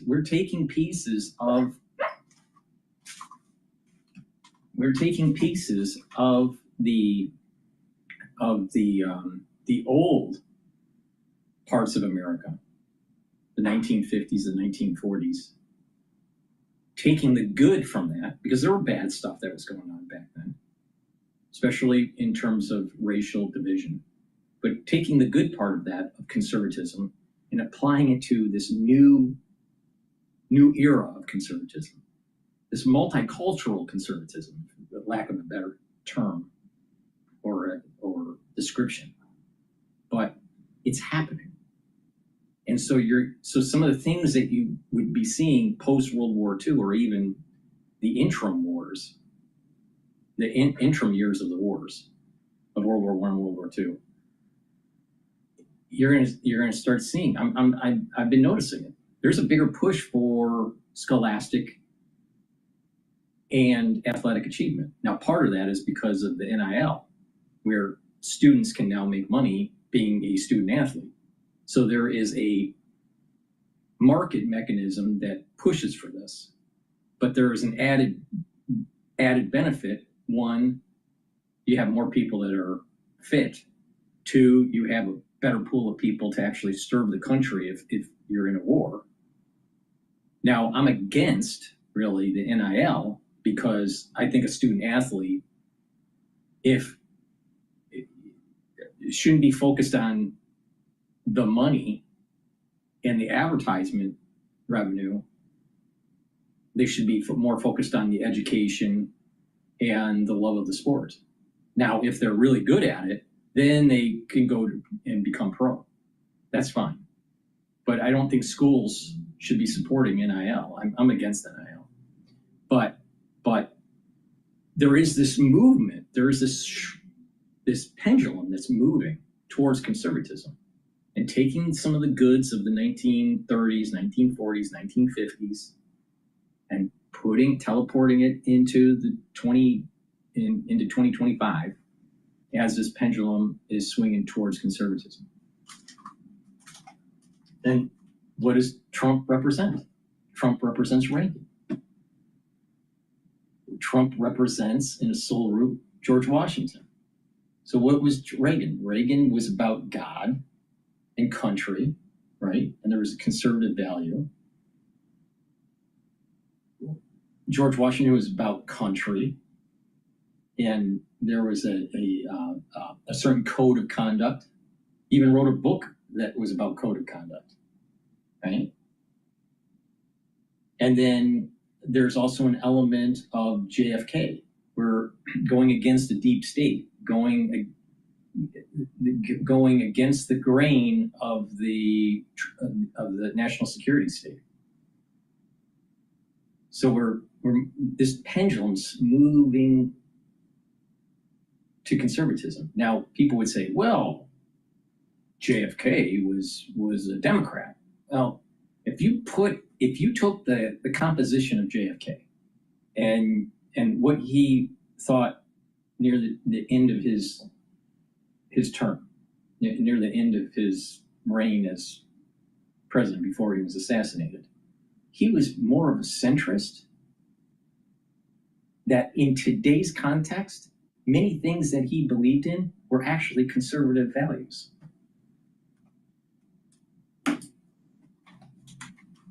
Well, I mean, regular fitness as part of the school curriculum is very important. And I think regular exercise in any way, either organized sport or just people set a series of exercises they should do to keep them in shape and tell them not to eat too much and stop eating sweets and burgers and all the things that are bad for you. I mean, Trump is hardly an example of what to eat. I mean, he has a diet of burger. But there's a bigger issue.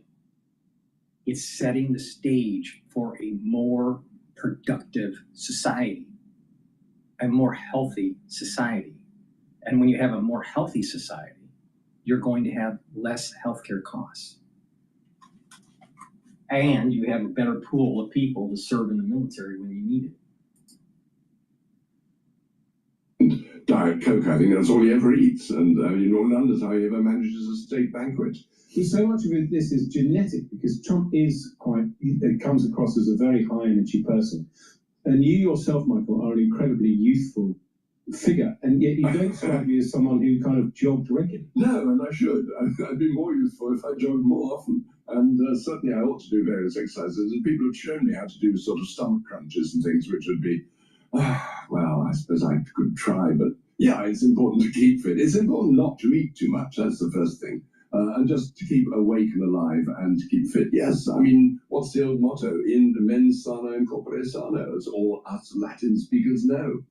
Well, we won't ask David Cameron to translate that. Cindy, fitness regimes in China. I mean, Chinese schools have proper exercise mornings, don't they? Yeah. I went to 3 years of primary education in China, and we had pretty serious PE lessons, and it was all very ranked as well. They didn't shy away from telling you that you were not as good as your classmates and how fast you ran compared to everyone else.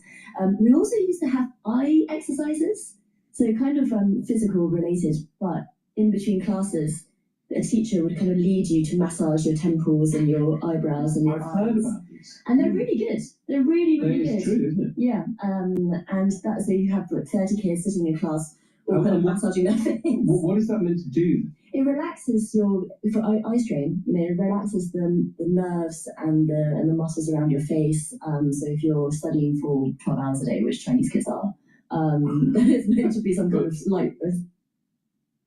Yeah. So it adds to the competition. And there's nothing wrong to have competition. Now, what does the woke agenda want? Don't compete. Just get fat. Just be part of the nanny state. Be dependent on big government. But when you have competition, that's more in line with capitalism. That's more in line with having vitality and vigor in life.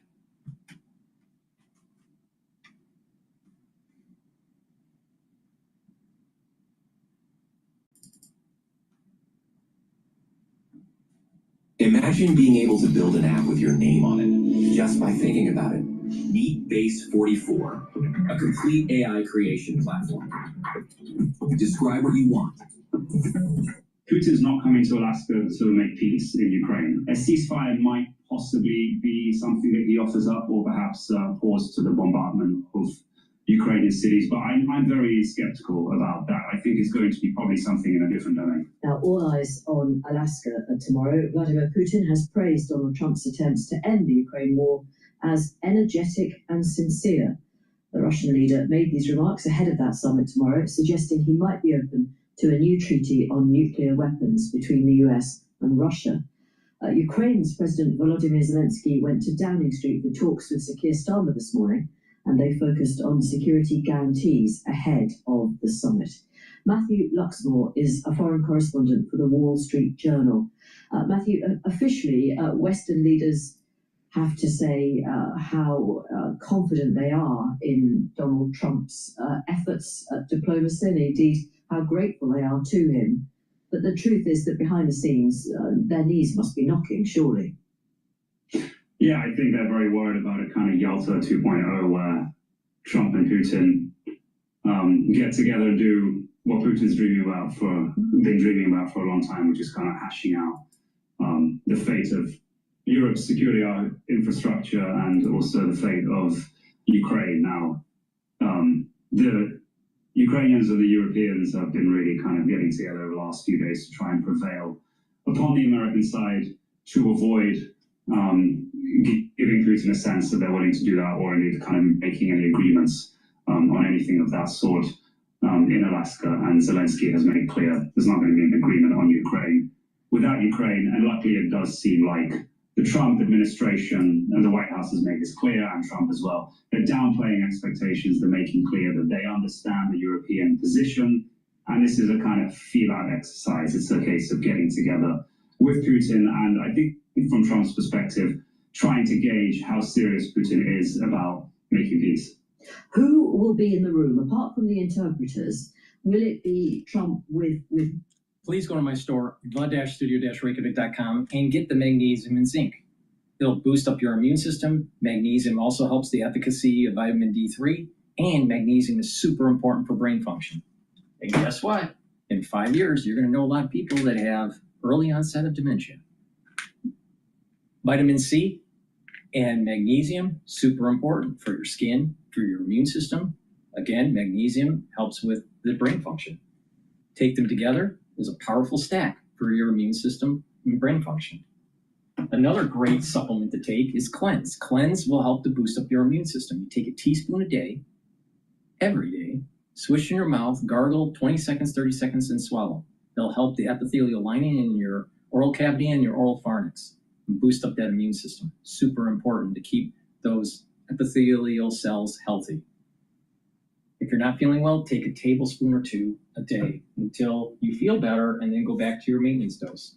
I've been taking Max 35, Max 14, the different labelings for Cleanse for over 5 years now, every day.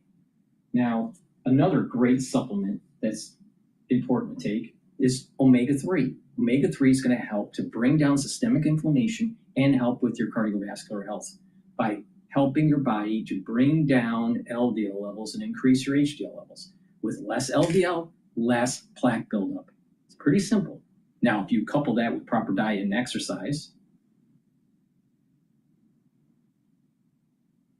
you get enough sleep, right? You bring down that inflammation, you bring down those free radicals, you apply a holistic approach to your health, you're actually going to improve your cardiovascular system. So please go to my store, the-studio-reykjavik.com, get the omega-3. Great stack is the omega-3 for the cardiovascular health and for the immune system and brain function, the vitamin C with magnesium and magnesium and zinc. Great stack. So please go to my store, the-studio-reykjavik.com. The link is in the description of this video and all my videos. Click the link, go to the website, use discount 5, all caps. Discount and the number 5, you get $5 off any order. If you spend $100 or more, guess what? You get a free gift until supplies last. And it's important that you drink your coffee every day. It behooves you to actually pay attention how to improve your health and wellness, and how to make some money in the market. Guess what? You know why? Because Dr. Paul Cottrell is never wrong.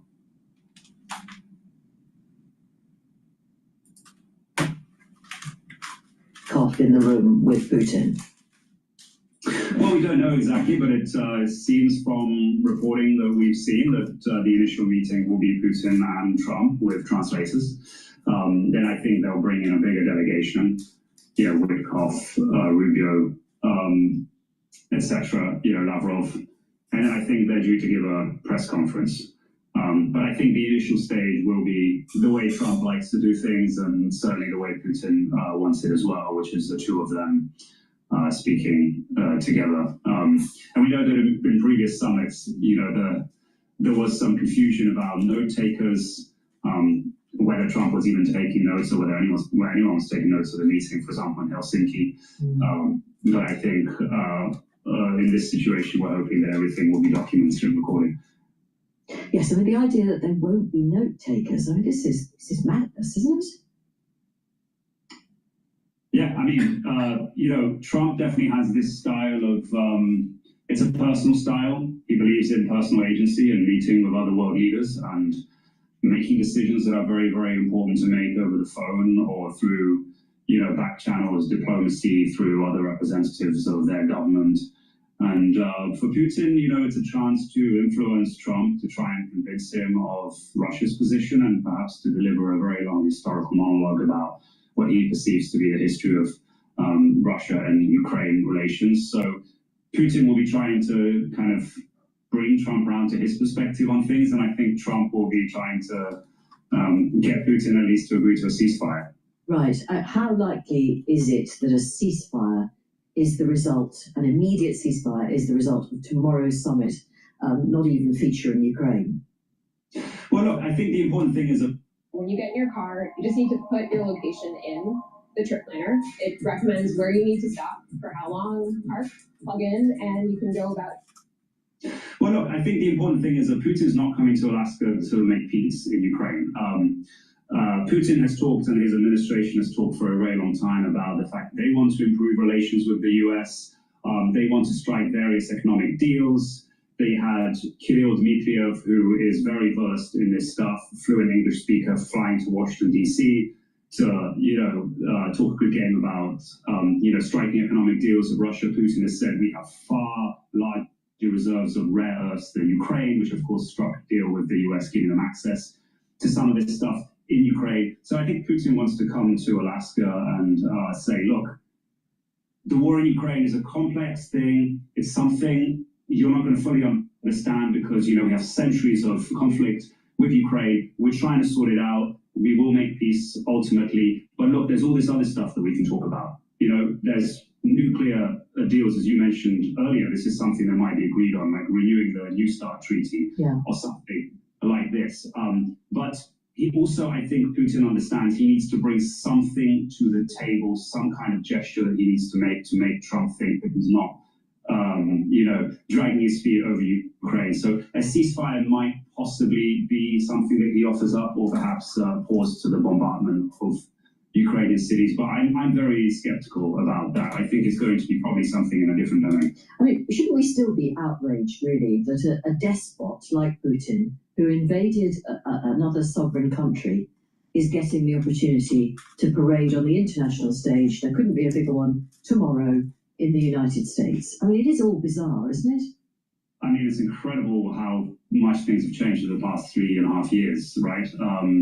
Putin has an arrest warrant out in his name from the ICC. He was definitely seen widely in Europe and beyond as a war criminal 2 years ago. And now he gets a chance to go to Alaska and meet on a US military base, as far as we know, with the US president. It's quite an incredible turn of events. It's in many ways a result of Trump's efforts and his style of negotiation as well. But I think for Putin, we'll see this as a chance to show, as you mentioned, that he is not an international pariah, despite the fact that they waged this war for 3.5 years, and he's not someone that cannot leave his own country at risk of arrest. And Matthew, a listener called Scott is asking about this idea, certainly read about it in the Times yesterday on thetimes.com, about the idea that Ukraine would have effectively a kind of West Bank style occupation. Is that honestly a possibility?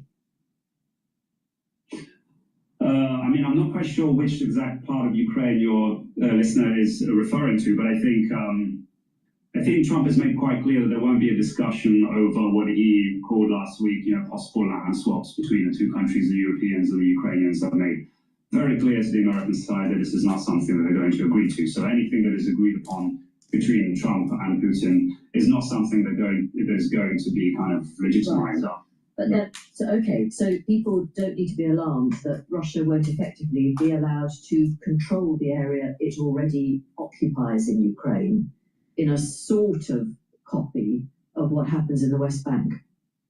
Well, I think people should be very worried about that because that's what's happening right now. I mean, Russia de facto controls the territory that it is occupied, right? So is there any, sorry to interrupt, but is there a chance that they could simply be left there, allowed to carry on in much the same way? That is the status quo right now, right? So absent any agreement on Ukraine, that will continue to be the case. Russia controls and has ultimate control over the territory it currently occupies in Ukraine. Ukraine has been unable to oust the Russians out of that territory. So what Ukraine is hoping for is a deal that allows it to claw back some of that territory. Absent any peace deal, that is the situation right now. Russia will keep controlling that area unless their army collapses, which, again, has not been the case since Ukraine launched a big counteroffensive in 2023. Just in brief, if you can, Matthew, what would be the best outcome tomorrow for Chancellor Merz and President Macron and Prime Minister Keir Starmer and President Zelensky? Well, I think the best outcome would be if Trump gets Putin to commit to a softening of his hardline position on Ukraine. Publicly, Russia's demands on Ukraine have not changed since the war started, essentially. It's Ukraine's disarmament, it's its neutral political status, a Russian veto over its foreign policy, an abandonment of aspirations to join NATO, and giving up the territory that Russia already controls, and ideally for Putin, a lot more than that as well, including all of Donbass. So I think a positive outcome for the Europeans and the Ukrainians would be if Putin softens some of his positions. He says, look, we're willing perhaps to bring our forces out of this part of Ukraine, which would be a great scenario, I think, for Ukraine. Or we're willing to allow Ukraine to, join NATO ultimately under these and these conditions. So that already would be some progress compared to the situation we've had so far, which is kind of very intransigent Russia. And then, of course, they bring that to the Europeans, and hopefully then discussions can begin about how that will look in practice. Thank you for your time, Matthew. Matthew Luxmore is a foreign correspondent for the Wall Street Journal.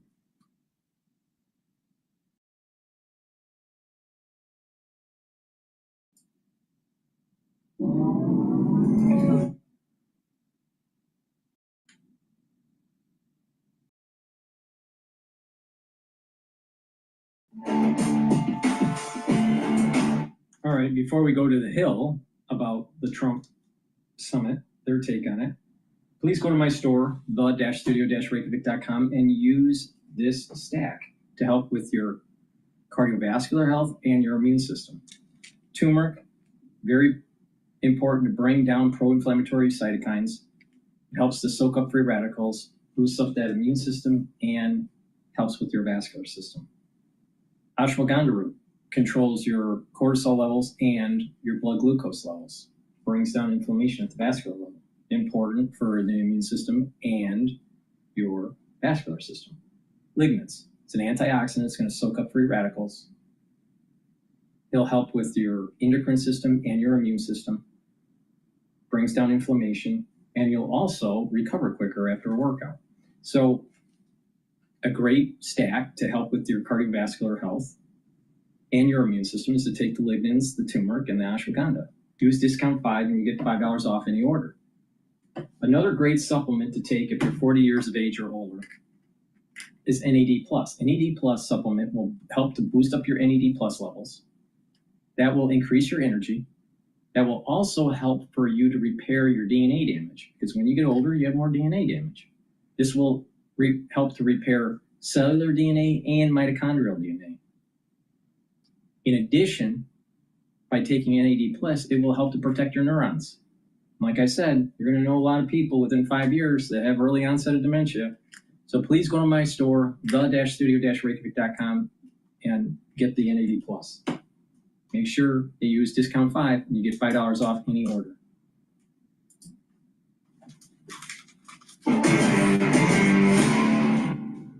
Well, the day has arrived for a historic meeting between two of the world's most powerful leaders, and optimism surrounds them both. President Trump and President Putin meeting face-to-face in Alaska later today. This will be the first time President Putin has set foot in American soil in 10 years. The hope is that the meeting will bring an end to an over 3-year war, one of the deadliest wars in Europe since World War II. Now, President Putin also showing a rare optimism ahead of the Alaska meeting, praising the Trump administration, saying they are being, quote, quite energetic and sincere efforts to stop the hostilities. Russian and U.S. top officials last week to start the conversation. Russia's foreign minister hopes the progress will continue in Putin's meeting. We never make predictions in advance. We know we have arguments and a clear, well-defined position. We will present it. A lot has already been done during Stephen Witkoff's visits. The president mentioned this, and Witkoff was speaking on behalf of President Trump. I hope that today, tomorrow, we will continue this very useful conversation. But News Nation is learning. There's a growing interest in socialism among young people in America. But do they know about its dismal past and history of failure? Of course they don't. Of course they don't. But News Nation is learning the talks might not only center around the war. The Kremlin could include other issues in the talks, like economic ties with the U.S. and Europe, as well as nuclear arms control. Most notably absent from today's meeting will be Ukrainian President Zelensky. President Trump saying there's a 25% chance the summit could fail, but if it succeeds, he will invite Zelensky to join the next meeting in Alaska. According to the UN, Ukraine is seeing a very grim milestone. 286 civilians were killed and another 1,300 injured last month. Right, which is all very concerning. We want to bring this war to an end immediately. I think this is great that this is taking place. A lot of expectations, obviously. We don't want to get hopes up because nothing could come of it. Putin has proven to be a very difficult, shrewd negotiator for his side, which is to get as much value out of this as possible. We were in a bad position from the start. Trump recognizes this has been difficult. I think he said the other day that he thought this would be easier than it was. Putin has land that Zelensky can't take back. Putin also wants to get rid of the sanctions that the United States has put on him. Also, Putin is getting stress from the oligarchs because they're on a sanction list, right? Their companies are on a sanction list. Their bank accounts have been seized internationally. So he wants that stress to be off the plate.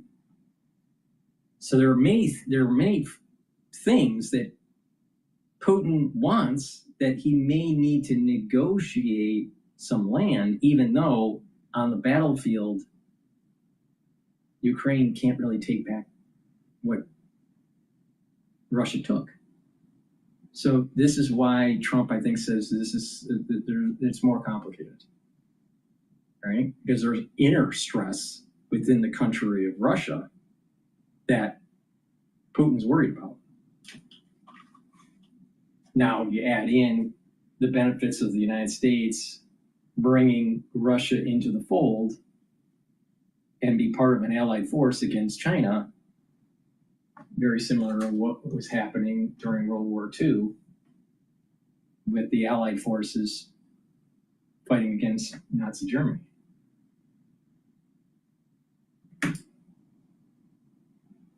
Which is true. It's very difficult, but these are encouraging signs, and I know what's going to happen is that if they do get some deal, we'll hear a lot of whining and complaining from liberal, progressive, mainstream, hawkish defenders of Ukraine that Ukraine shouldn't have to give up a shred of territory. This is so bad. Okay, but that's what it's going to take down the war. So I don't know what other option do we have at this point. It's not just about ending the war. It's not just about ending the war. It's stabilizing the region economically Ukraine is a major food basket for the world, so it's going to stabilize food inventories, and it allows the United States to be able to focus on the first island chains in the Pacific. That's where the action is. The action's not Europe. The action's not even the Middle East. What's going to determine the future of the United States of America is what happens with a war with China. If it's possible that if America fails, we're going to be the next British Empire in decline. Russia is probably going to take the territory it conquered, and then maybe we have a security guarantee for the rest of Ukraine that stops Russia from doing this again in the future. I'll take it. I'll take it. I don't know what else we could get. Look, I think people want this war to end. I'm one of those people, so a conversation is always necessary. I'm just worried that this has become a consistent now. I think this is the 5th time mocking of President Trump. And so it's less of, oh, I didn't think this was going to happen, and more like the world expected this to happen.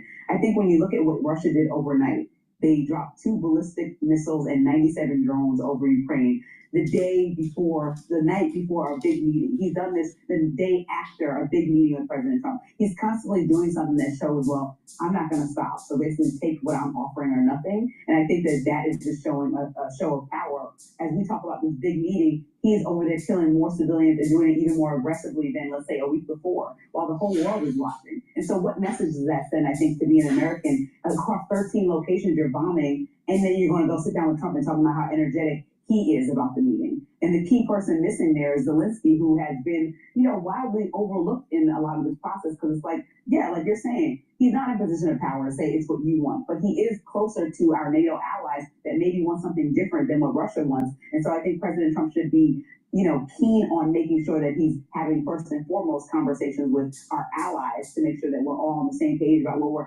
telling Putin is a sustainable and acceptable solution, not just, okay, Putin, whatever you want, come to this meeting, because we might as well not even met. Just give him what or it's not our choice to give, right? Zelensky has to make the choice, and he's not even in the meeting. So, it's kind of like a lot going on surrounding this that doesn't make it as pleasant and as, you said he deserves a Nobel Peace Prize. It doesn't, Trump does. I don't think it makes it as like tied in a bow as it might look if you're just watching this meeting. Look at everything surrounding it. I mean, it's Zelensky's choice in that he gets to decide what his country wants to do. But I've heard that line, some kind of never Trump Republican defender of Ukraine. If it wasn't for the United States giving him weapons, Ukraine wouldn't be in existence. So if Zelensky is going to take the hard stance that he's not going to give up any land, then you know what? You can do it alone. You can try to get the land back.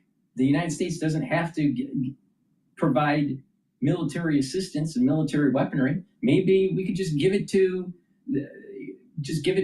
the other countries in the European Union and have them to finance the war and do the support for Ukraine.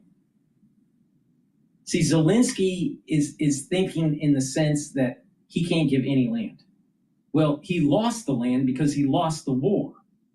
He stopped the advancement, especially because of the United States, right? Zelensky kind of froze the advancement of the Russians, but he can't take back the land. He doesn't have enough power to do it. He doesn't have enough forces. So we're actually seeing, because of the tumult between the two countries, what the normal equilibrium of the topology is of the land with the countries, with their armed forces and the support mechanism of their military industrial complex and their allies. That the lands that have been gained and lost within this war are the natural equilibrium between Russia and Ukraine. See, what makes a boundary of a country? It's not because if someone just drew something on a map and it just forever is going to be like that. It has to be protected. It has to withstand the test of time and the forces of your neighbors, and it'll reach some sort of equilibrium. So country, if you look at the history of mankind, the history of civilization, countries' borders have been in flux, ebbing and flowing, just like the seas, just like the beach, right? Ebbing and flowing. You know, there's an ebb and flow and an erosion of what the actual border is. So Zelensky needs to make, you know, you didn't win the war. So why do you assume that you're going to get all the land back? There's the problem. There's the rub. And I think that goes, and also Zelensky has an element that he feels as though he's entitled. There's an entitlement aspect to his personality. And that was the reason why there was such a blow up at the Oval Office between Trump, Zelensky, and J.D. Vance. Because Zelensky feels as though he's entitled, and two, he thinks he's going to get all of his land back. Well, the reality of the situation is that perhaps what really needs to happen is a buffer zone. Ukraine probably should not be part of NATO. So Ukraine in general is a buffer between the NATO forces and Russia. In addition, this segment, this eastern segment that the Russians have taken over of Ukraine is a buffer area between Russia and Ukraine. Now, the question is will Russia try to further advancement after there's a peace and agreement, and and years later they're going to try to advance more?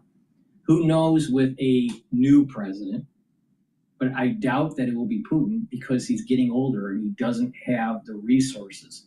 He doesn't have the military industrial complex resources. He doesn't have the fortitude to wage a new war in a different country, or to restart the Ukrainian war 2 years later or a year later. His population, they don't want it. And I personally think that the oligarchs won't accept it because they don't want to be sanctioned. They don't want their bank accounts frozen. So these are all pressure points on Putin that another war isn't going to happen. But the big point here is that perhaps this region that has been taken by Russia is the natural equilibrium between Russia and Ukraine. Independent of what Zelensky thinks. Zelensky had an opportunity to win. He didn't win. He was able to freeze the advancement, but he didn't win.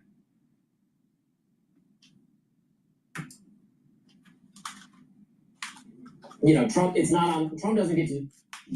Roku makes every part of the streaming experience better, including your ads. Because better TV for everyone means better. Trump doesn't get to decide how much of Ukraine is up for sale. It's Zelensky. If they want to fight on, they get to. Well, that's true, but we've also been arming them and giving them money. So we then also get to decide, well, they can keep fighting. They have the right to do that. They don't have to do. Trump's not the president of Ukraine. He's the president of the United States. And the United States can say, we're not going to continue helping you if you're going to have to go it alone. So while it's true that Ukraine does get to decide. So if Zelensky doesn't play ball and Trump basically pulls away support, then it will have to be the other countries that come in to backfill to help support Ukraine. Now the question is, will they? Will their population be willing to raise more debt to finance a war for another 2 years?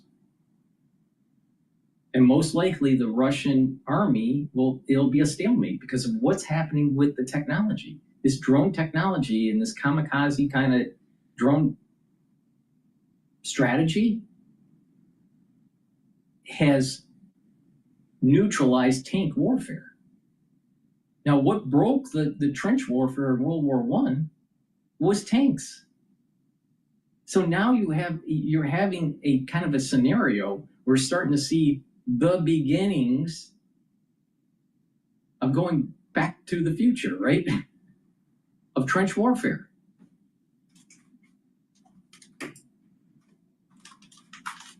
given the level of support we give them and the European Union, that NATO alliance gives them, it really is actually up to us. But we're kind of then also in some ways abandoning everyone in Europe that looks to us and is part of NATO for support in backing causes that they agree with. It's not abandonment, it's realism. Well, I know, I'm just saying. But the whole reason why we had NATO was because we were in a Cold War.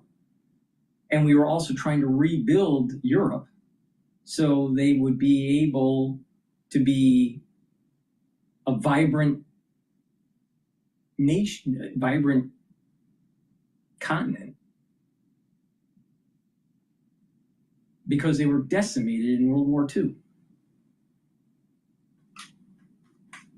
But they're already built up. And oh, by the way, they kept on sucking on the tit of NATO. The United States was the major supporter. And so these other countries, they started investing in their population with free healthcare, free education, instead of paying their fair share of the Cold War effort through NATO. So now it's time for them to pick up. They're already established. These countries are already established post-World War II now. They have vibrant economies. They can handle their own backyard.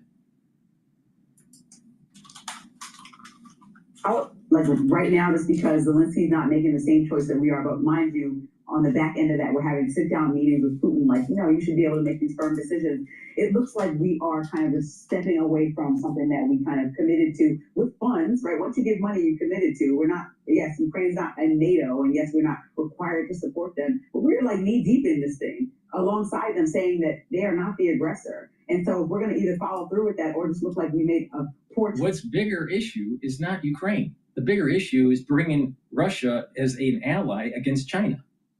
That's the big issue here. Ukraine is a sideshow. Across two administrations and look like the weakest link, and also have our European allies very upset with us probably as Russia creeps in closer to NATO territory. Oh, the French will be less offended. Yeah, they'll be suing the U.S. and Candace Owens. Is about to accomplish, the comparison to Biden, it's insane what he is pulling off compared to the last administration. The last administration was prepared to just keep writing checks. Oh yeah, good luck, Ukraine. You're going to do great. Go get him, kid. As their country was destroyed and taken over and their people slaughtered. Like, that was the last administration's plan. Trump is actually trying to get people in a room to come up with a plan to stop the wanton slaughter. It's such an improvement. It's amazing to me. It's amazing to me. Well, I think the plan was Ukraine show a show of force and be consistent in that. And I think Russia was largely caught off guard by how much they were pushing back, right? Like, is a back and forth between Russia and Ukraine. Obviously, Russia is the aggressor and the much bigger entity. But at the end of the day, Ukraine and many people have said Russia was the aggressor in attacking Ukraine. But who was the long-term aggressor for multiple decades? An expansion of NATO. And the mismanagement of the unipolar world by the United States after the fall of the Berlin Wall. So who was the aggressor?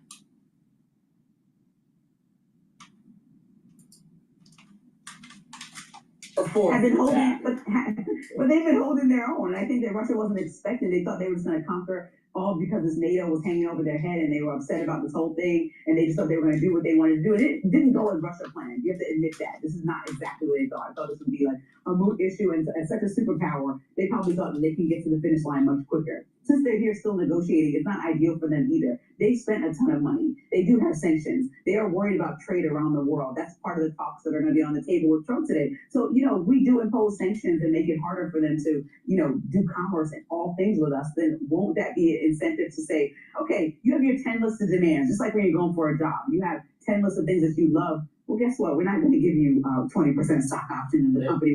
But we will give you your salary that you requested. Like, this is called a negotiation, not just saying, okay, Putin, whatever you want. The situation is like in Game of Thrones when they're discussing the siege of River Run and the defense of River Run. Brendan Blackfish says to Jaime Lannister, but I have provisions to last for years.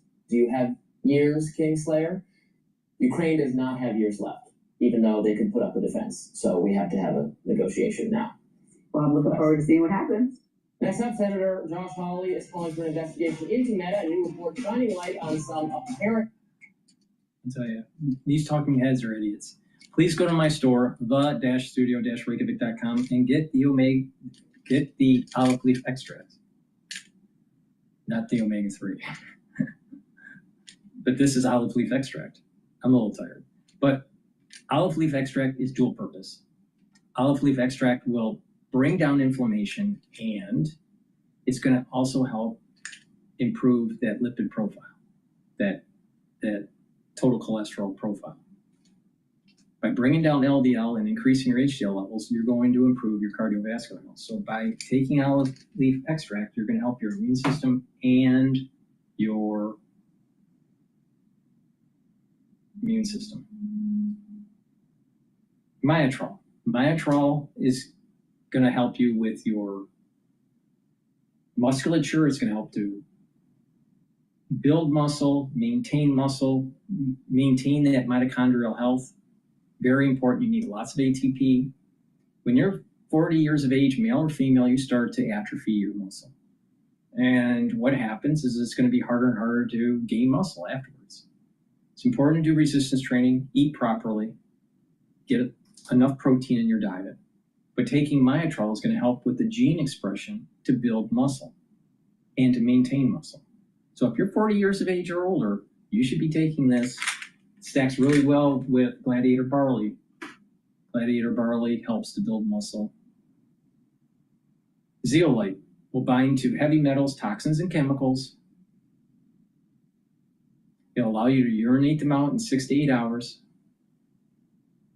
And by taking 3 drops underneath your tongue and drinking filtered water, you're going to be able to bind those toxins and chemicals and heavy metals and urinate them out.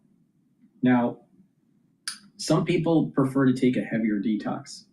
To do that, you want 10 small drops underneath your tongue and drink the filtered water. Do that every day until the bottle's done. Do that once or twice a year. But I recommend to do a maintenance 3 small drops underneath your tongue every day and drink the filtered water. So a great stack would be the myotrol to build the muscle, the olive leaf extract to help with the immune system and your cardiovascular system, and zeolite to detoxify your body. Use discount 5. You get $5 off any order, all caps, discount number 5. If you spend $100 or more, you get a free gift until supplies last. Standing together, telling us what happened, for better or worse. That'll come after a meeting that's been described as one-on-one, although I'll tell you what, there's not an empty seat on Air Force One. Like, the entire cabinet, the entire administration is in the air on this journey. Well, maybe with one exception. Pete Hegseth was left behind.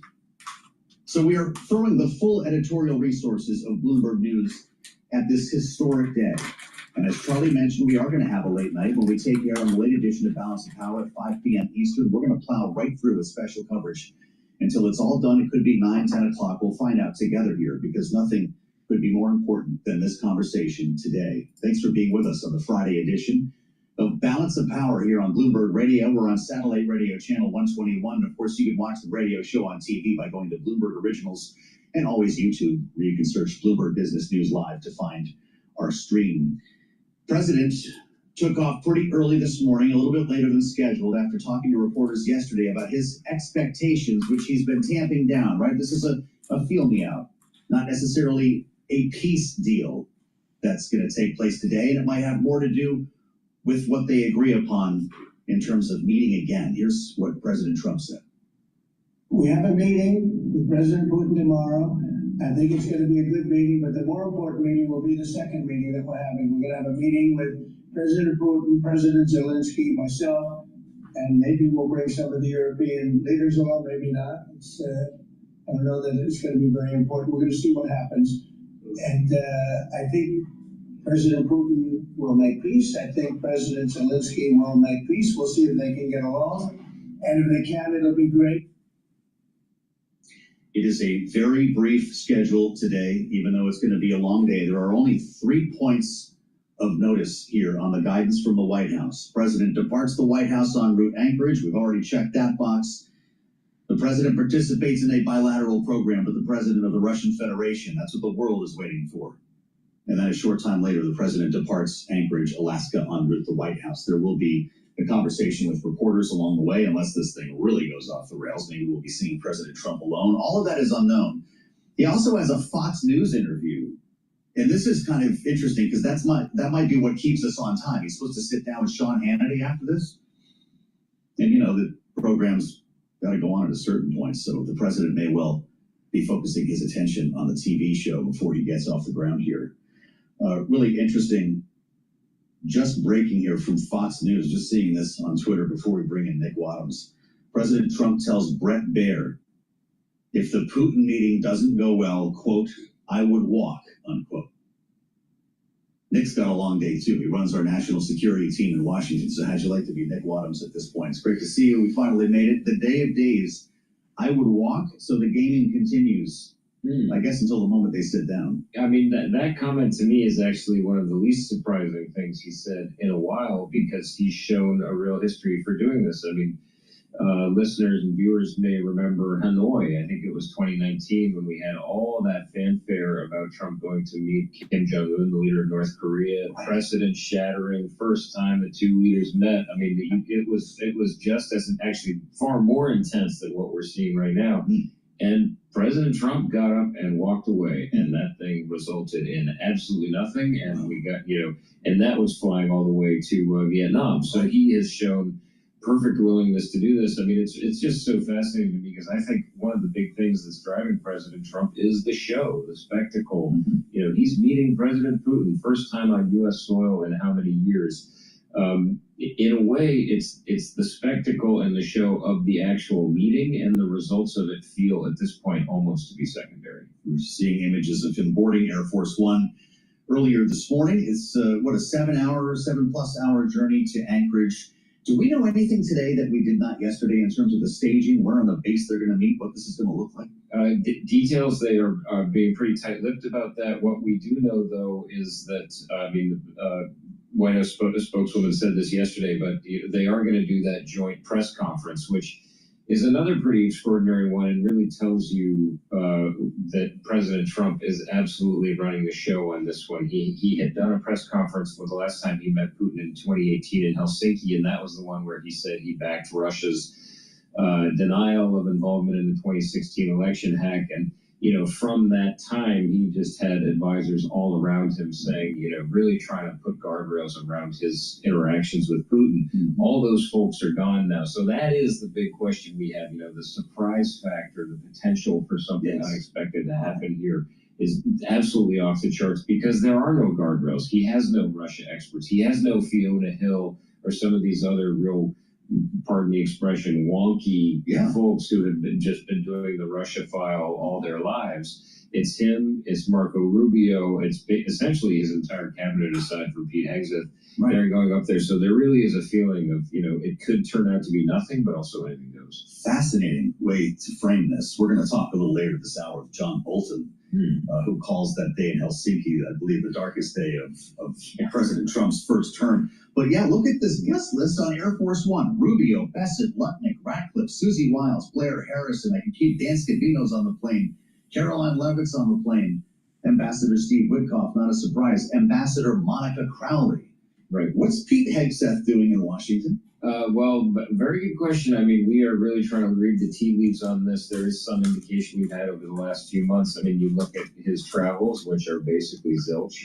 President Trump has not put him out in the world. I mean, I think there are a couple of things going on here. One is maybe he's busy trying to figure that out, but the other is crowded plane. You got a lot of folks who want to get their FaceTime with President Trump going, and the big question it raises for me, though, is there actually another motivation for this thing? Is it to talk about economic ties, business deals, stuff like that? Maybe what we think of as the most important thing, defense of Ukraine, is not actually top of mind for President Trump. What he wants is economic enticements, carrots as well as sticks, the possibility of deeper cooperation.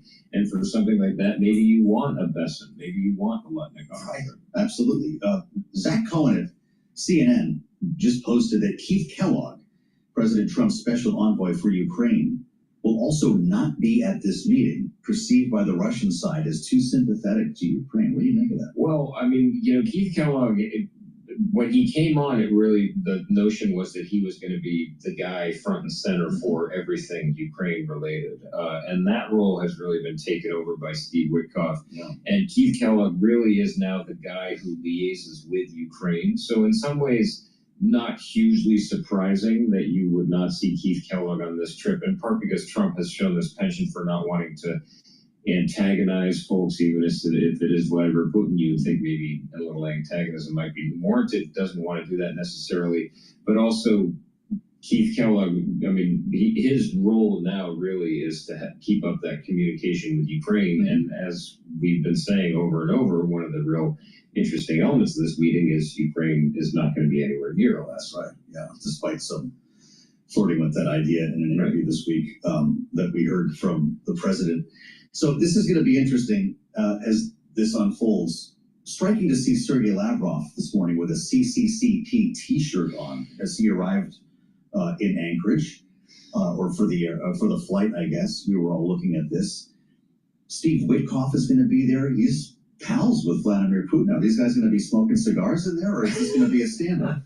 It is not going to be a standoff. Okay, I think you're going to find this, and that is just not Trump's style. In any case, he may walk, yes, but this is going to be very cordial. A lot of backslapping, a lot of handshakes, a lot of smiles. This is something that Trump absolutely relishes. And Witkoff has spoken very openly about how he feels he's had very productive conversations with the Russians. These guys hang out for like 6 hours at a pop. So you see the two sort of competing themes here with this administration. One is that they are not into the antagonism, Obama staring down Putin. The other is they really see carrots rather than sticks as being the way to go. Maybe there's some economy to talk about here, some business dealings. Nick, it's great to have you. Thank you so much. Good luck with the coverage today. Find him on the terminal and online. Nick Wadhams, Bloomberg's national security team leader. I'm Joe Matthew in Washington. We're just getting started on Bloomberg.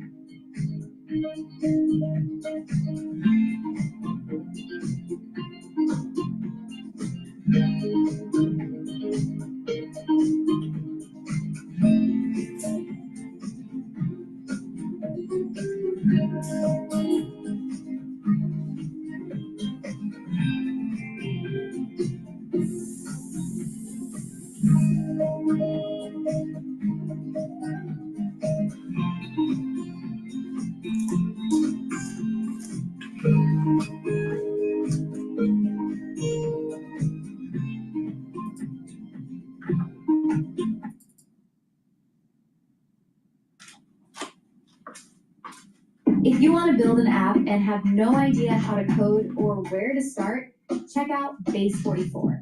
I built this daily habit tracker that helps users log small wins, track their mood, reflect. But first, breaking economic data just crossing. Rick Santelli has that for us. Hey, Rick. Yes, let's start out with University of Michigan sentiment. Now, these are August preliminary numbers, so they'll change in a couple weeks. I'll tell you right off the bat, they're sequentially lower. We're expecting a headline number around 62. Our last final month read was 61.7, 58.6. 58.6. That's the weakest since May, when it was 52.2, and April, when it was 52.2. Now, if we look at current conditions, 60.9. Our last look was 68. 60.9, also the weakest since May. You remember, April, May had some very low reads. These are surveys. They get affected by a lot of things. Now, if we look at expectations, what lies ahead, this is the closest to the rearview mirror. 57.2, 57.7 was our last month July final read, and we're expecting a number around 58 and change. 57.2, that would be the weakest also since May, when it was well below that at 47.9. Maybe the most important aspect of these is the inflation numbers. They're coming back to a reality. On the 1 year, 4.9% follows 4.5% 4.9 would be, well, the lowest since 4.3 in February. And we had a read in May of 6.6%. Finally, 5 to 10 year inflation, 3.9. Both these inflation numbers are higher than expectations. Both of these inflation numbers are higher than rearview mirror. 3.9% follows 3.4%. 3.9, well, 3.5 was in February, which was 3.5. The high water mark there was April at 4.4. Now, we also have business inventories. This is a June number, always 2 months in arrears, expecting up 2/10. It delivered exactly up 2/10. If we look at interest rates, Carl said it. You know, basically, it is a very, very, very well-behaved market if you don't look at the volatility of Tuesday and Thursday. Just look at from last Friday. Right now at 429, well, we closed at 428 last week in 10. So they're up 1 basis point, basically, and 372 right now, 371 change, 372. That's down 5 on the week, virtually unchanged on a 2-year. So yes, we've seen very well behaved, and Fed Fund futures also very well behaved. Carl, back to you, and have a good weekend. You too, Rick. Thanks for some stellar work all week long. Rick Santelli. Stocks down from records, a weak reading on consumer sentiment and an increase in inflation expectations are tempering optimism about solid retail sales. We did have the Dow Industrials trading at a record, could see a record close there today. The 10-year, 4.31% for the 2-year, currently yielding 3.75%. Gold little changed, up under 0.1% right now. Spot gold up $3 the ounce to $33.38. And West Texas Intermediate crude down 1.3%, $63.10 for a barrel of WTI. Oil prices are drifting lower as investors await the summit between President Trump and Vladimir Putin in Alaska. Among some of the oil names right now, we got ExxonMobil, though, trading higher. ExxonMobil up by 1%, ADR's of BP up 1.1%, Chevron up by 2%. All this is oil moves lower. West Texas Intermediate crude again down 1.3%. For on-demand news, 24 hours a day, subscribe to Bloomberg News now wherever you get your podcasts. I'm Charlie Pelleton. That is a Bloomberg Business Flash. All right, Charlie, thanks so much. Watching Wall Street for us on this Friday edition of Balance of Power. We'll get back with Charlie in about 20 minutes to see how things are shaping up or down today. With everybody watching Anchorage, that's the story. It's not often we have a single story day, but this is about as close as we get. Already being framed as an historic summit, even if it produces nothing. Just the fact that Donald Trump and Vladimir Putin are in a room together for the first time in 7 years will be news. And if you're just coming around and just joining us here on Bloomberg Radio, let you know that Donald Trump is still in the air. Presumably Vladimir Putin is airborne right now as well. He took off from eastern Russia, presumably, if he's going to be on time, about 2,000 miles away from Anchorage. President Trump's got a roughly 7-hour flight to get up there. He'll touch down in about 2 hours if things stay on time, and this whole thing could slide. We could be talking together at midnight tonight if you really want to follow the beat on this. They'll have their bilateral, they'll have their sit-down meeting. It's described as one-on-one, and then there'll be the news conference with the two of them facing reporters in Anchorage. Just a massive movement of humanity and equipment from the lower 48 up to Alaska to cover this thing. And you better believe that Bloomberg is all over it. In about a half hour, we'll check in with Bloomberg's Anne-Marie Horduran, who is in Anchorage traveling with the president. And you cannot fully understand what is happening in Anchorage today. And in that room when the doors close, without acknowledging the tension in our relationship with Moscow, without even looking at Ukraine. These are, of course, two countries that have been in competition for many, many years at different levels and have been spying on each other for many years at different levels. With great reporting from Bloomberg's Jamie Tarabay on our national security team, Russian hackers lurked in U.S. courts for years and stole sealed files. We're learning more about this massive hacking attempt that the president himself was asked about yesterday, lurking in U.S. courts. He was asked if he had heard about it. Here's the president. Are you surprised? He's surprised. They hack in. That's what they do. They're good at it. We're good at it. We're actually better at it. But no, I have heard about it.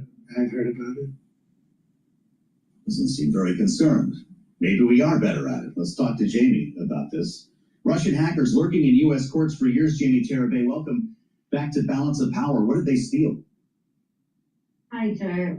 We know that they had access to sealed documents that were very sensitive. Apparently, they involved cases that include fraud, money laundering, espionage, and of course also possible information about foreign agents that the U.S. government may have identified, as well as people of interest to the U.S. and people, just in terms of what the U.S. government is paying attention to that the courts have decided shouldn't be disclosed to the public in any way. But even just sort of listening to the president say that we're better than they are, I feel like he might be tipping his hat to something that he knows. And I think that we have, when we look at a summit like this, I always wonder how much they already know about each other before they meet. And I feel like this is a really good example of that.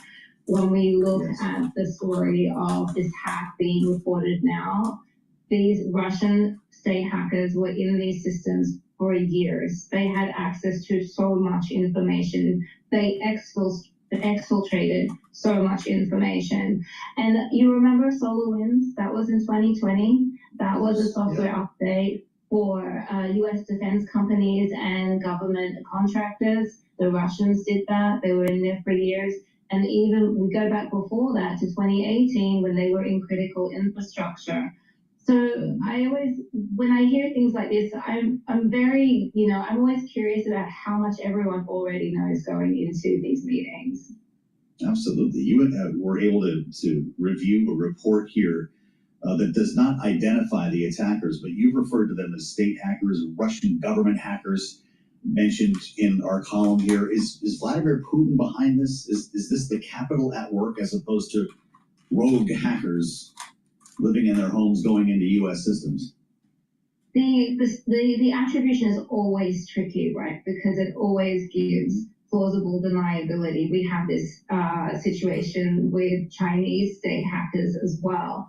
But look, if we trace this back and we haven't gotten confirmation about which intelligence agency is behind this, but I suspect it might be the GRU, the sort of the intelligence agency, the main one that is behind a lot of cyber activity, not just against the US, not just against NATO allies, but of course against Ukraine.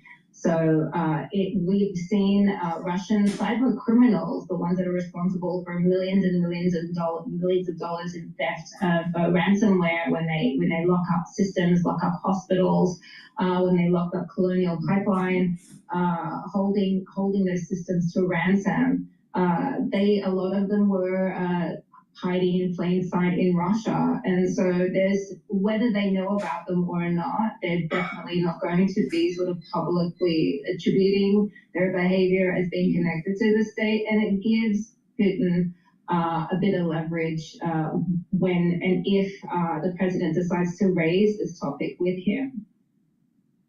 Well, I guess that's where I wanted to go with you here in our remaining couple of moments. To what extent does this bring leverage to Vladimir Putin at the table, or Trump? We just heard him say, to your point, we're better at this. I don't know exactly what that means, but if we're in a world where Russia is embedded in our critical infrastructure, is that not a bargaining chip at the table today? I think it is. I think we've seen Putin again and again just sort of push back or ignore pressure.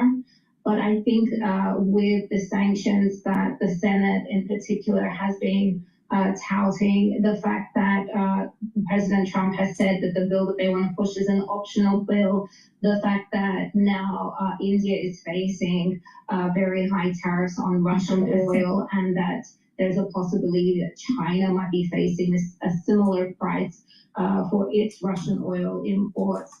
That's an additional piece that the president can bring to his talks, because everyone has said that the sanctions haven't really been impacting Putin so much.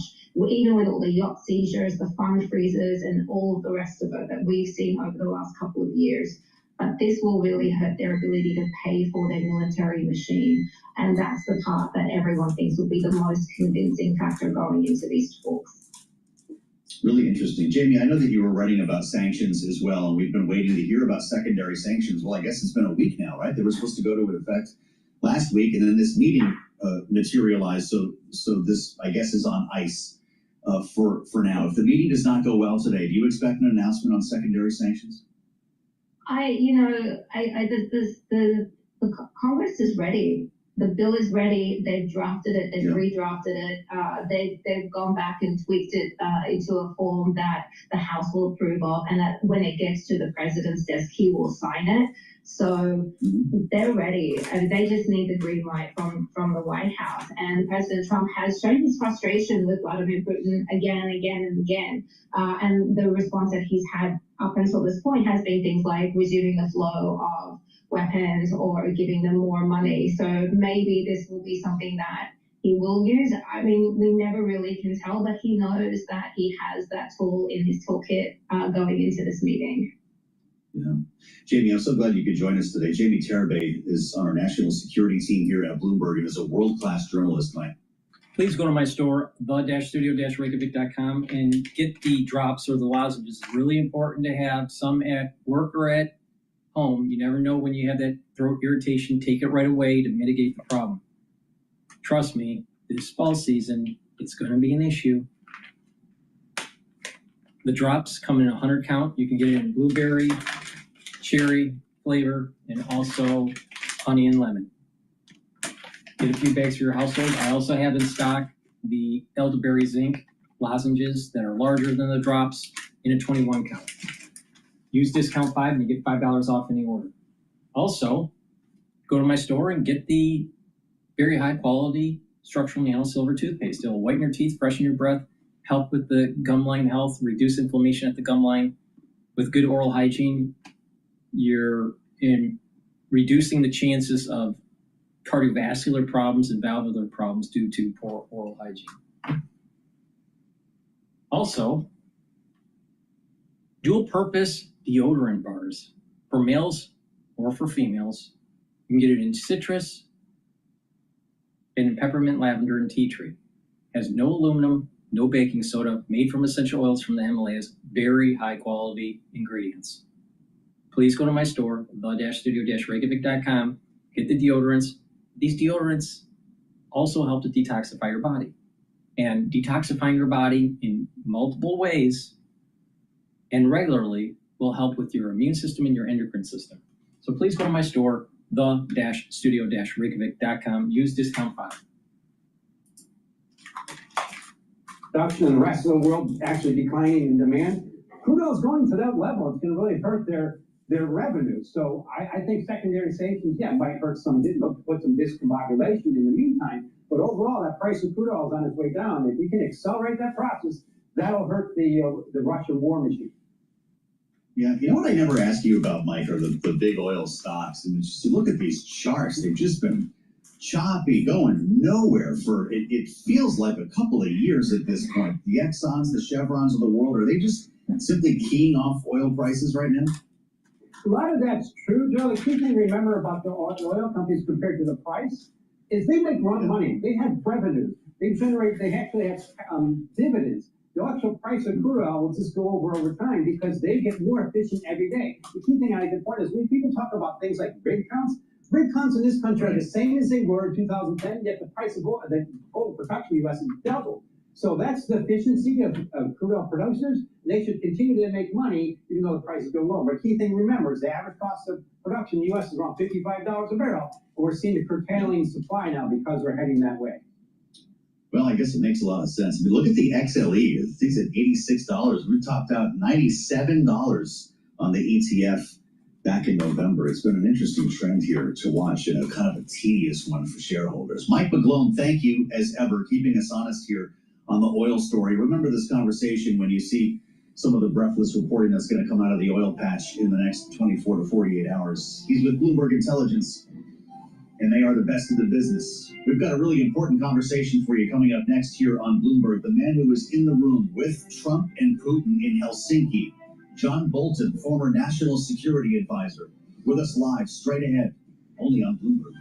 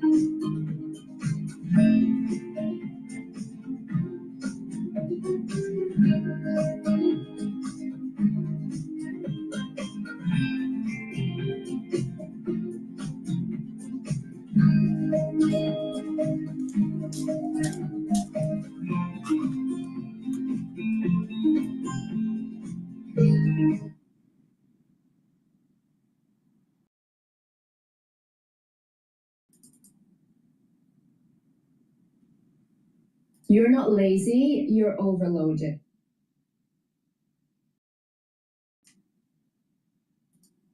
No wonder a new message makes Vladimir Putin, who I think has Trump figured out quite well, and is going to lecture him on all the reasons why Russia's maximalist demands ought to drive the peace negotiations forward.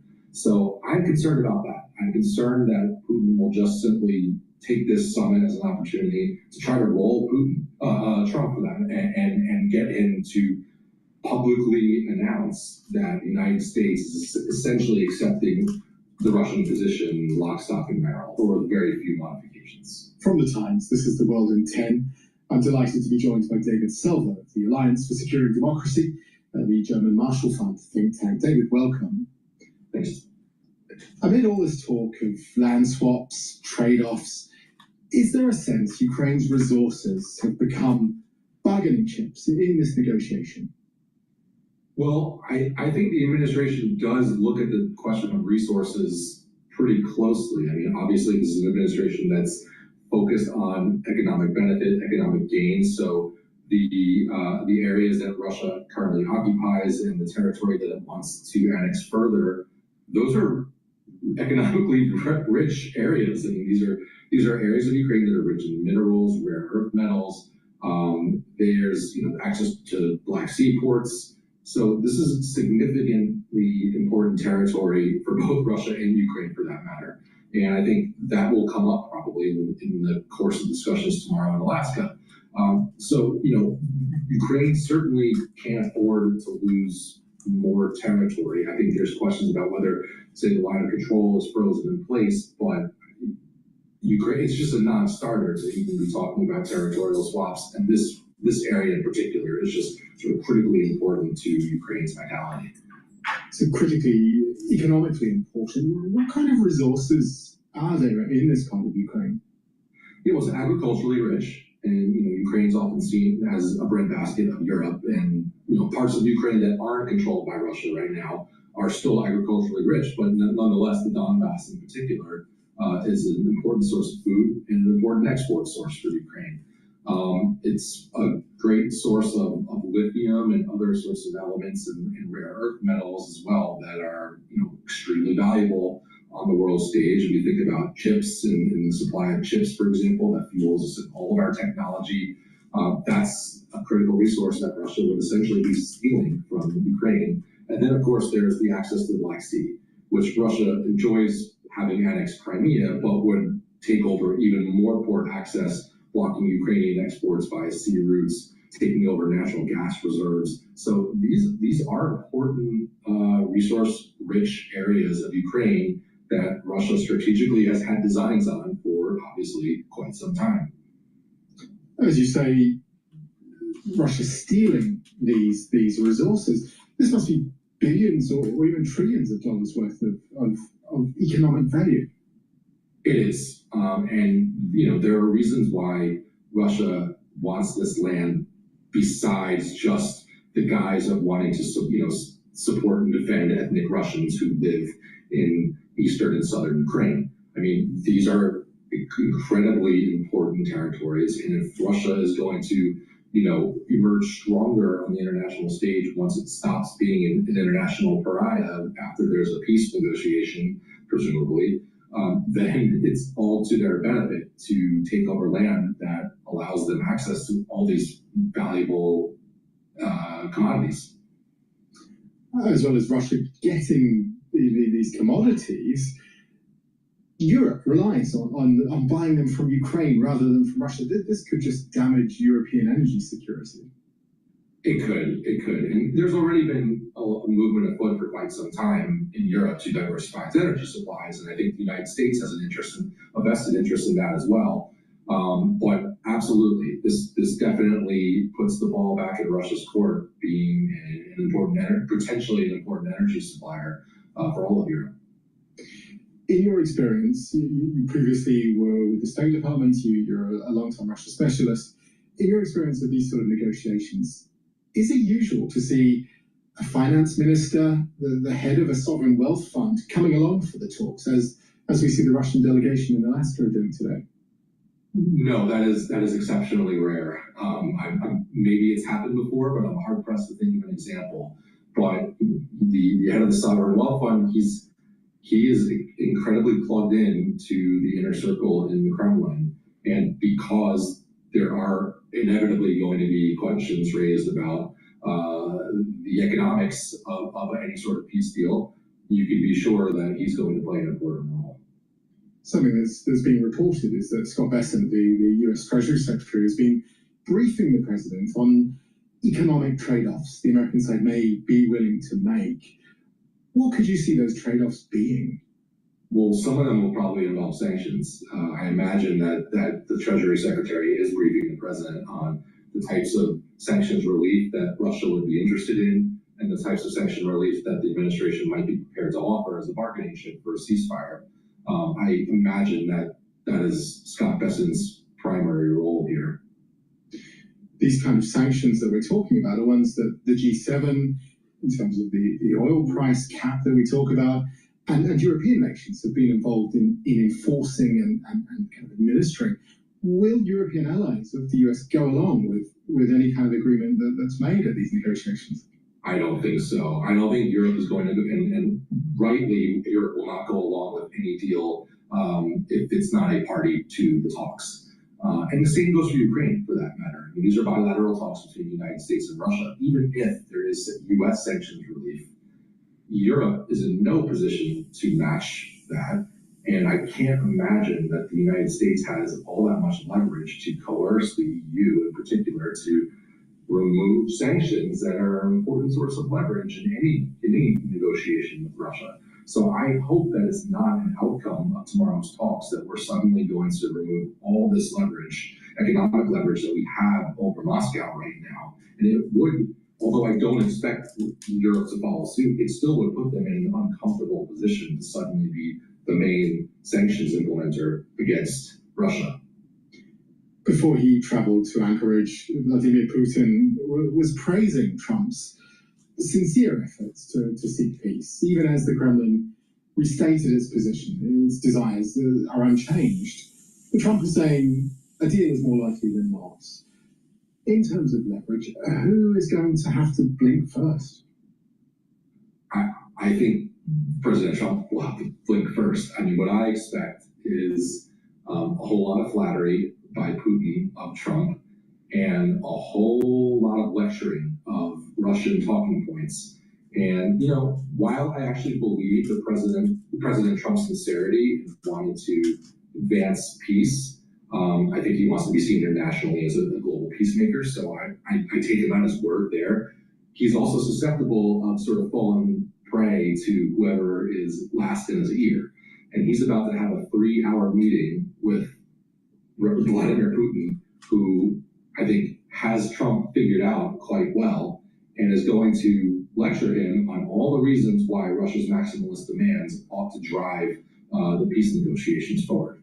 So I'm concerned about that. I'm concerned that Putin will just simply take this summit as an opportunity to try to roll Trump for that, and get him to publicly announce that the United States is essentially accepting the Russian position lock, stock, and barrel, or with very few modifications.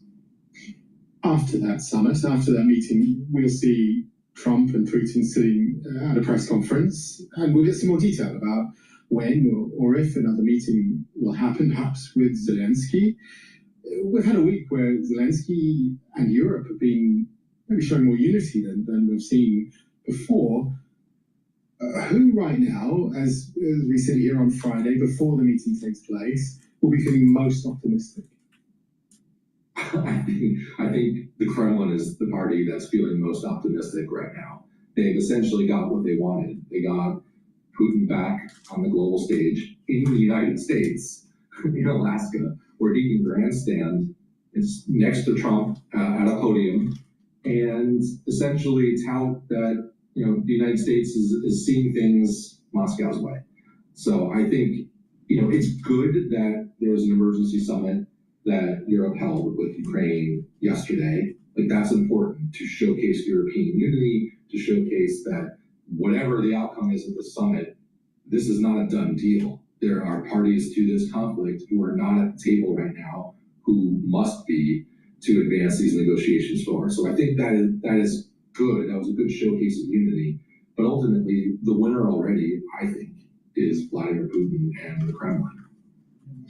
Will Vladimir Putin and the Kremlin be satisfied if, as is being reported, there's an occupation, 20% of Ukraine is held by Russia, maybe not accepted as ceded territory, but they hang on to it for the foreseeable future. Will they be satisfied, or will they just keep trying to destabilize that rump of what's left of Ukraine? I don't expect Russia to honor any agreement that comes out of tomorrow's summit. So even if the lines of contact are frozen in place and there's sort of de facto recognition that Russia controls that 20% of Ukrainian territory, I fully expect further incursions to try to take off more territory. And maybe there will be a lull in the violence to placate President Trump, who does genuinely want a ceasefire. But I do not expect Russia to stop. And without any clarity on what the future security guarantees will look like for Ukraine, then a ceasefire simply allows Russia to reconstitute its forces and at some future date try to take more territory in a more robust and full-throated manner. So I just don't expect this to be the end of hostilities. We think back to this focus on Ukraine's natural resources. Was that focus an inevitable outcome of this negotiation, given Donald Trump's famously transactional approach to diplomacy and Russia's choice of which bits of Ukraine that really hung on to and pushed for? I'm not sure that the economic factors were the primary motivator for the Russian invasion, although it's certainly a secondary benefit for them of taking over all this resource-rich land and crippling the Ukrainian economy in the process. But it is an important factor for the Trump administration. I think if there are economic benefits that they could extract from Russia as a result of any sort of bilateral negotiation, you can be sure that they will try to do that. I don't know if it's necessarily the paramount consideration. I think Trump truly does want to be seen as a peacemaker, and he sees this war in particular, but most wars, I think, as detrimental to the economic health of the United States and sort of stability in the world that would allow commerce to thrive. So, I'll take it at face value for that, but I don't think he cares much beyond that. Like, there's no sort of big geostrategic interest here for the United States from his perspective. I have a different perspective on that, but that's the president's view. The economic. This is all about China. This is not about Russia and Ukraine. I'm telling you, the tactical move is to stop the fighting, get a ceasefire, get a peace agreement so the Americans can focus more on Asia. Of course, Trump is saying this. I'm going to go to Fox. No, I'm going to go to France 24 instead of Times Radio here. Are lifted, and if he ensures that Ukraine never joins NATO, he will have gotten what he wants. Trump can also win if he appears as peacemaker. Solutions that Ukraine has dreaded, notably absent President Volodymyr Zelensky, who was not invited to Alaska. We'll, of course, be following that summit very closely throughout with a special coverage here on France 24 from 8 p.m. until 9 a.m. Paris time. Well, moving on to some other news, Israel's far-right National Security Minister Itamar Ben-Gvir published a video on Friday in which he confronts the most high-profile Palestinian detainee in Israeli custody in his prison cell. Marwan Barghouti, a leading member of the Palestinian Fatah Party, has spent more than 20 years behind bars after being sentenced for his role in anti-Israeli attacks in the early 2000s. The video does not specify where Barghouti is currently being held. France 24's Charlotte Lamb has the details for us.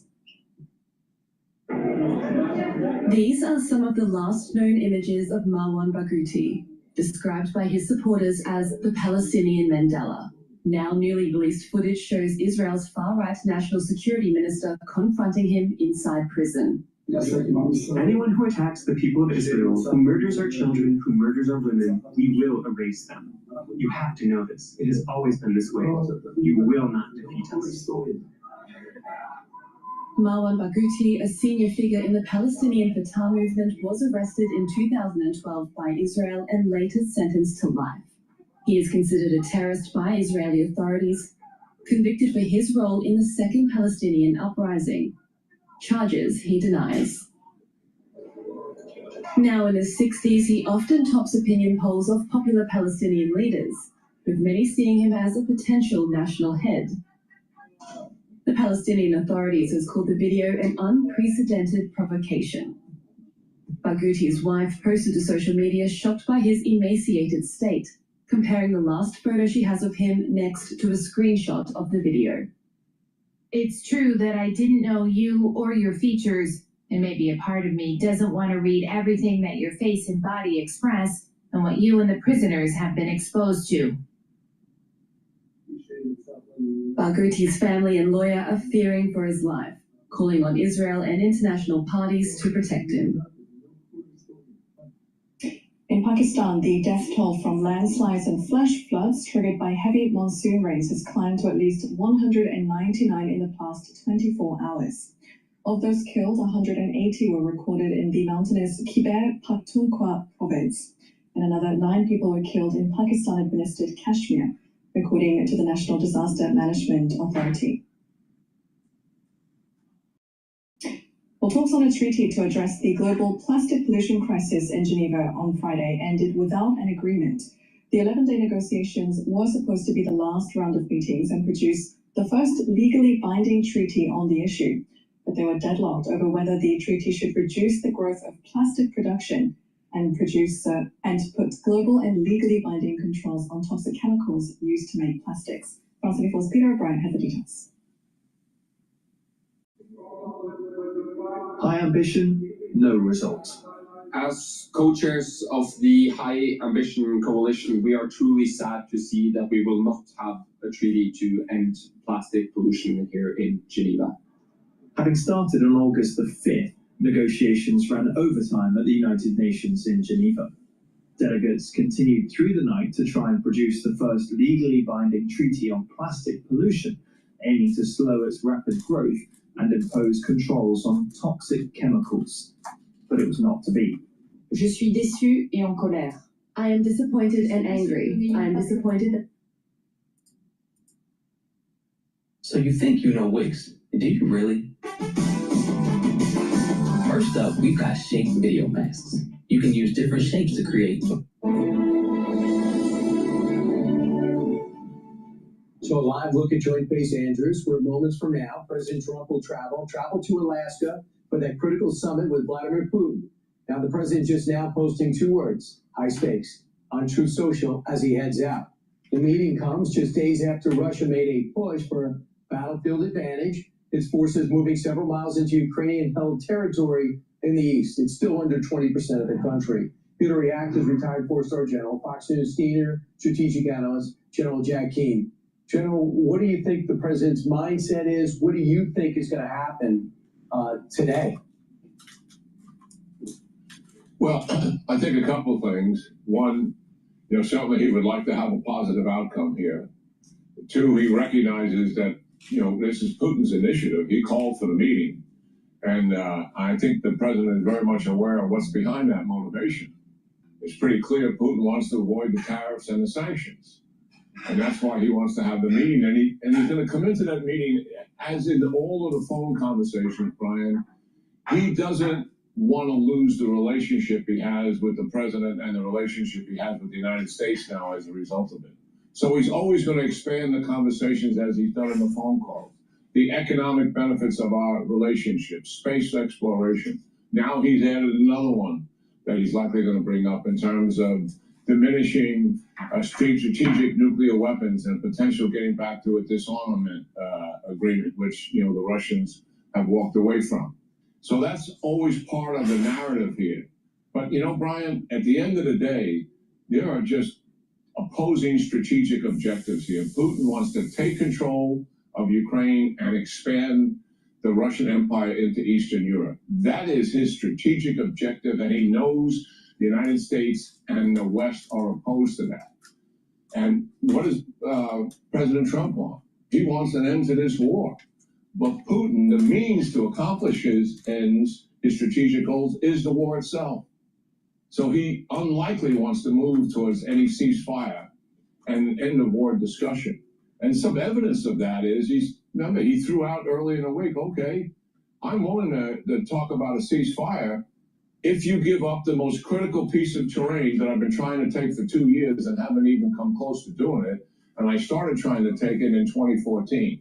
That is the Donetsk fortress belt that he's been trying to after. And he threw that out there, knowing how impossible that would be for the Ukrainians to say, sure, we'll give that up after 2 years of you failing to achieve it on the battlefield.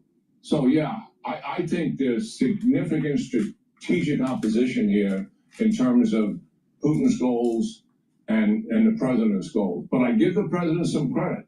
Putin wants to talk. Is there a possibility of achieving those goals? I'm willing to talk to him.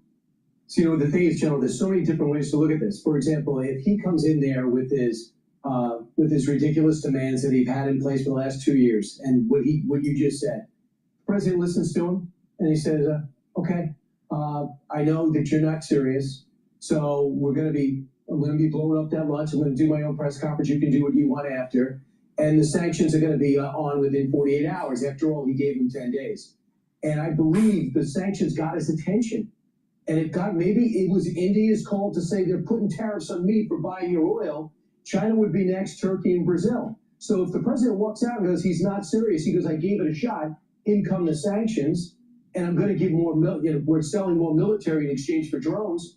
So in a way, the president walks out, he looks like a guy doing everything to stop the killing. At the same time, he's not abandoning Ukraine. In fact, he's fortifying it. It's going to make Russia's job harder. What do you think? Well, the president, I think, is very much aware that he's got the hammer here, and he knows the reason for the meeting is because of that hammer. It's because of the tariffs and the sanctions that Putin wants to talk. So, Putin, Putin is a strategist here, and he's a manipulator. He'll likely make some concessions to the president, not anything like what the president wants. Why? Well, to extend the negotiations, to drag them on. That's buying time is part of one of his objectives here. But the president has the hammer, and he knows full well if he drops it, it's not the end. It's likely the beginning, in a way, because that will force Putin. It'll take some time for those things to hit. But listen, as a result of this summit, I know for myself, and I think for a lot of other analysts, we have found out a lot more about this Russian economy, and it is in much more serious trouble than we thought it was. We knew it was having some issues, but it's more significant. So that is also one of the reasons that is motivating Putin here. He really does want to avoid these tariffs and sanctions. And if the president dropped them, then that That doesn't end the process. It will likely bring Putin back into the process to make a much better deal than what he's willing to make at this time. Yeah, I'm just wondering, because Putin says, I need Iran. I don't care what I'll put our past behind him. So he does with Iran. He sees North Korea, that's a whack job guy, but he needs their resources, so he does a deal with them. He's willing to take a junior partnership with China, all for his best interest. My hope is he understands to not have an enemy in the U.S. would be in his best interest. But I don't think like a KGB agent. General, I look forward to talking to you over the weekend. I know you're going to be with me on Sunday on One Nation, so I appreciate that. And we'll watch your analysis today. Yeah, great talking to you, Brian. Yeah. Please go to my store, the-studio-reykjavik.com, and get the digestive enzyme complex. This will help to break up carbohydrates, proteins, and lipids, and it's going to help to reduce the load on your pancreas. Super important if you're 40 years of age or older. So get that digestive enzyme complex and help with your pancreatic health. Resveratrol, it's an antioxidant. It's going to soak up free radicals. It's going to help to reduce stress in the cell, help the health of the mitochondria. You're going to have more ATP. Resveratrol helps with youthful gene expression, and resveratrol helps to get rid of cells that are in senescence. Senescent cells are cells that stop dividing because their telomere length has shrunken to a point where it tells the cell stop dividing. Now, with resveratrol, you can get rid of those cells that stop dividing. And resveratrol helps with tissues that have adult stem cells to be able to rejuvenate those from those adult stem cells. And you have new cells with longer telomere lengths, and usually with a younger epigenetic profile. So that means that the tissues, when you get rid of senescent cells, the tissue is actually younger. So it's important to take resveratrol every day. Now it stacks really well with C60, Clarity Factor, NAD+, ubiquinol, and vitamin B complex. Vitamin B complex helps boost up energy levels, revs up the metabolism, and protects neurons. The first 4 B vitamins helps the electron transport chain for the mitochondria, so you produce more ATP.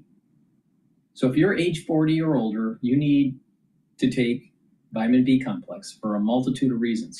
Improve your mitochondrial health and rev up your metabolism, and to protect those neurons. Cellular metabolism starts to go down when you get older, so you have to give it a little bit of a push to stimulate the body to rev up that metabolism. So take vitamin B complex. So a great stack to help with your cellular metabolism and neural health: vitamin B complex, resveratrol for the youthful gene expression, and to help with your pancreas and digestion, digestive enzyme complex. Please go to my store, the-studio-reykjavik.com, and get this stack, very powerful stack. Use discount 5 and you get $5 off any order.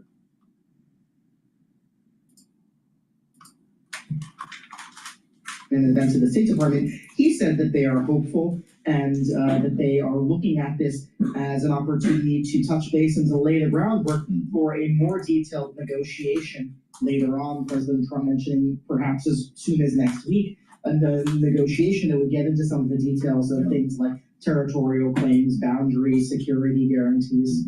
I'm glad you mentioned Secretary Rubio. He's on the plane, along with Secretaries Bessent, Lutnick. Steve Witkoff is on the plane as well. But we keep hearing about a one-on-one. He's got a massive entourage. Ratcliffe is with him. Half the administration is crammed onto Air Force One right now. Will it just be the 2 presidents and a translator in the room?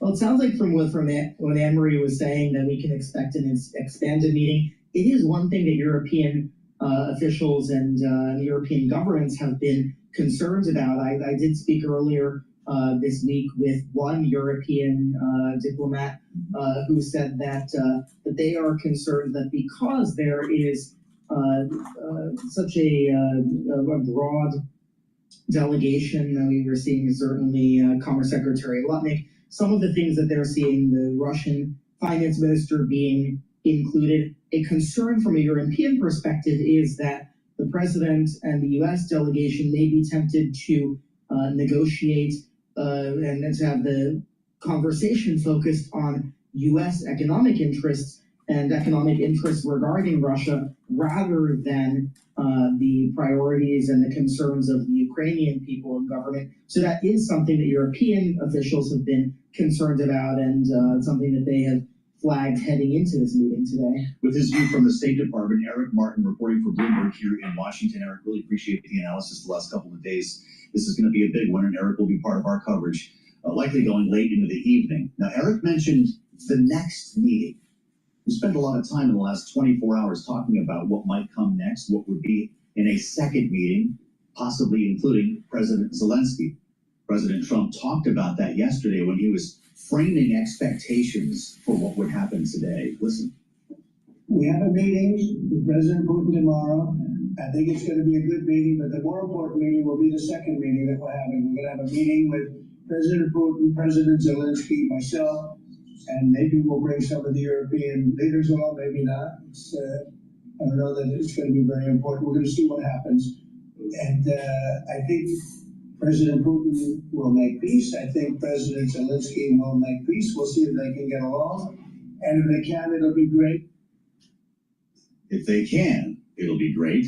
But the president was talking to reporters on Air Force One. He's still airborne, by the way, and maybe about 90 minutes out, if our calculations are correct, on his way to Anchorage. On Air Force One, quote, "I want to see a ceasefire," the president said at the back of the plane, rapidly. "I don't know if it's going to be today, but I'm not going to be happy if it's not today," Donald Trump said. "I'm in this to stop the killing." More back and forth on the game of expectations as we introduce Michael Allen to the conversation, Managing Director of Beacon Global Strategies and former Special Assistant to President George W. Bush in the national security sector. Michael, it's great to have you back. You're normally joining us at times like these. Stakes are high, and we've got a lot on the line today. What are your thoughts about this setting of the bar? It was a feel me out meeting. Now it's I want a ceasefire, or I'm not going to be happy. How high are your expectations? Well, I think this is probably the most significant moment in the 3.5 years since this war began. It certainly is the most serious diplomatic moment that we've had. To me, what I'm most worried about is that I think there's been a material change on the ground to the detriment of the Ukrainians in recent weeks. Most of the experts that have made field trips there and others that are examining how things are going on the ground, I think believe that the Ukrainians are not just losing incremental amounts of land, it's becoming more and more serious. And so to me, that makes it harder for Trump to get a ceasefire, because I think Putin will be dodging and weaving throughout, because I think he wants to keep the show going because he's making progress. So we're just going to have to see how this shakes out. If Trump believes that Putin is too obstinate, it may be the case that Trump comes out of this annoyed and starts to levy sanctions on the Russians. In that world, and by the way, it doesn't sound like you have high expectations. It sounds like this is a lot of showbiz when I listen to you talk. Yeah. You're not going to have a bilateral news conference if the meeting goes that way, right? How does Donald Trump stand out there with Vladimir Putin and say nothing was accomplished? I think Trump may want to do the bilateral news conference unless it just falls flat on its face, like the North Korean meetings used to in his first term. Right. Because I think he'll try to say, we've got some momentum, we agreed on a few things. But I think you're right, though. I do think this is a lot of showmanship. I think this is Trump trying to begin a process that won't yield anything or won't bear fruit today, but he believes it might over time. But it's going to be really, really hard. I think Trump's trying to get the showmanship down, but I don't know if all the substance is aligned perfectly for a ceasefire, and certainly nothing lasting. Yeah. You mentioned the talks with North Korea. It's come up a lot of times recently, as has Helsinki. Right. Those are kind of the two extreme versions we're going to have, right? Either seeming to placate Vladimir Putin or actually walking out on him. Yeah. Is this somewhere in the middle then? I think so. I think Trump wants to be on the world stage with the world's greatest leaders. I don't think he wants to walk out on Putin. I think he wants to claim that we've made some progress. After all, I think Trump at its core, not just on Ukraine, I think he wants to have a better relationship with the Russians. It's not just that the Russians are coming to talk Ukraine. They want to reset the relationship, Putin said yesterday. They're bringing a lot of business people. I think that's appealing to Witkoff and Trump, who would appreciate and love doing this in every sector of the economy. Increasingly that's the case. So I think this might be a larger moment for Trump to say, you know what, we're trying to put the bilateral relationship back on a sustainable path. And maybe that's the leverage to end a war, if this could be profitable for Vladimir Putin. But I want to hear more from you on that. You see this entourage with the president today. You've got the Commerce Secretary, the Treasury Secretary, both on board, ready presumably to talk business. The Secretary of State, who you would expect to be there, but after comments about potential arms control talks that Putin put in the water earlier this week, that takes on new significance. Are we going to be talking about an economic relationship at the same time as trying to end the war? I'm a little worried that we are, because I think that's what the Russians want. They don't want the world to be constantly focused only on their war with Ukraine. They're ready to kind of come back into the community of nations. They do have severe economic problems. They do want to be able to, over time, continue to revive their economy, if you will, finish off the war in Ukraine. So I'm really worried that Trump will be distracted by the things he really likes, which are doing deals on business type matters, rather than looking at what this is and staring it in the face, which is that European security, NATO security is on the line, and ultimately U.S. national security. So I think that's why the new Europeans are nervous. Certainly the Ukrainians are, and I think that's why a lot of conservatives like me here in the United States are also on pins and needles wondering what's going to happen. It's really interesting. It's been noted that the Secretary of Defense is not on the trip today. Pete Hegseth stayed behind, even though, as Rick Davis mentions, he is technically the host. This is happening at an American military joint base. How do you read into it? Well, it's definitely, the same thing goes for Tulsi Gabbard. It does sort of make you believe that they may not be in the highest stead with the president. I think the president looks across his cabinet and looks to try and see who he can rely upon the most. And if they're not on Air Force One, I mean, even if he's were to come later, I think it doesn't look great. It doesn't make you feel like you've got the power, the reflected power of the president. Yeah, interesting. I'd love to hear from you about the planning that went into this. You were doing advancing a lot of work for a lot of President George W. Bush's international summits. They had a week to slap this together. There aren't enough rental cars up there. There aren't enough hotel rooms. Right. It's a day trip, apparently, for Donald Trump. How do you get something like this together so quickly? Oh, it's breakneck. I think the Secret Service had been running around trying to arrange things. It's clear there's not enough hotel rooms. There's not enough space for what's going on here. You needed many more weeks to be able to plan this and to give the locals on the ground time to prepare. So it's a little slapdash. It's a little at the last minute. Ultimately, I don't think it'll matter for history, but it's just sort of a reminder. And you heard Trump say it yesterday. He's already ready to select the location on the next event, that's what gets me worried about the showmanship element of all this. He's ready to just sort of project and see where episode 2 of this saga will be. Maybe it'll be in Anchorage, since apparently everyone is already there. He did say he wanted to stay. That's right. They're going to make a weekend of it. We talked to the governor of Alaska yesterday, Mike Dunleavy, about the preparations and kind of what this means for his state, with the world suddenly turning its attention to Anchorage. Here's what he told us. Most of this is being handled by the White House itself, and they're doing a great job. They've interfaced with us. They've interfaced with our troopers and city police here in Anchorage. And so the vast majority of this is being handled by the White House. It is tourist season. We're in the height of tourist season, so hotels are tight, cars are tight, as you mentioned. Right.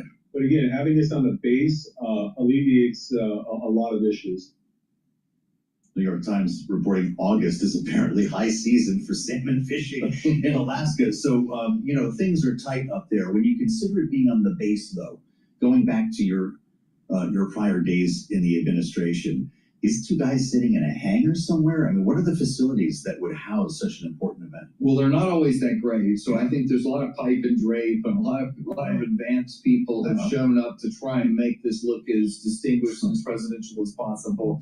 And the president, as we know from his declarations of the Oval Office, he wants it to look good. He wants it to look good. Better be gold pipe, by the way. So I'm excited to see what all of this looks like. For sure. I know he wants to do some interviews while he's there and then come on back. But this is, as much as it is about substance or potentially about substance. Yes, right. The president, all summits have some showmanship. This one does in particular. Optics are huge. Polyoptics. When they both emerge, will it look like Helsinki, or do they need to be deliberate about not putting these two on an equal level, make the podium look different, change the way that the body language, maybe the angle they're at? What would you do with it? Well, I would try to make the president come out of this looking like he's not the one that was dying for the meeting, and not the one who's dying for a second meeting. Right. I wanted him to have some sort of strategic distance from all of this and holding out the prospect of additional meetings, but Trump just operates differently. We would have dangled a meeting with President Bush over many, many months and tried to make substantial progress on a variety of issues before we would have just gone. But that's just not Trump's style. He doesn't get it. He doesn't care about the way it's done in the past. Sure. He's ready to meet with the North Korean leader or Vladimir Putin, who's a worker. Well, and we all remember George W. Bush talking about looking into the eyes of Vladimir Putin and getting a sense of his soul. And it'll be very interesting to see what Donald Trump finds when he looks into Vladimir Putin's eyes today. Michael Allen, it's great to have you. Thank you so much. Beacon Global Strategies, another voice of experience to help us get ready for an historic event today in Alaska that you will see play out. Please go to my store, the-studio-reykjavik.com, and get the collagen. Collagen will help with your musculature, your bone density, your joints, your cartilage, your skin, your hair, and your nails. It's a powder. You mix it with soft foods, filtered water, milk, or even a smoothie. But take it every day, do resistance training, and it'll help to build muscle and help with your joint health. Also, go to my store, the-studio-reykjavik.com, and get the gels. You can get it in a tube form or a quick dispenser. Make sure you have some at home and at work. You never know when you need it. If you're not feeling well or someone around you is not feeling well, put it on your hands, around your mouth, around your eyes, around your nose, around your ears. Lightly coat your nostrils. It stays active for 5.5 hours. You can use it as a daily skincare. You can put it on a cut, an abrasion, or a minor burn and help to heal it. It'll help to heal it quicker because it's keeping the wound clean. In addition, you can use it as an aftershave to help reduce razor burn. So it's a dual purpose product. So please go to my store and get the gel. All right. Let's go to BBC here.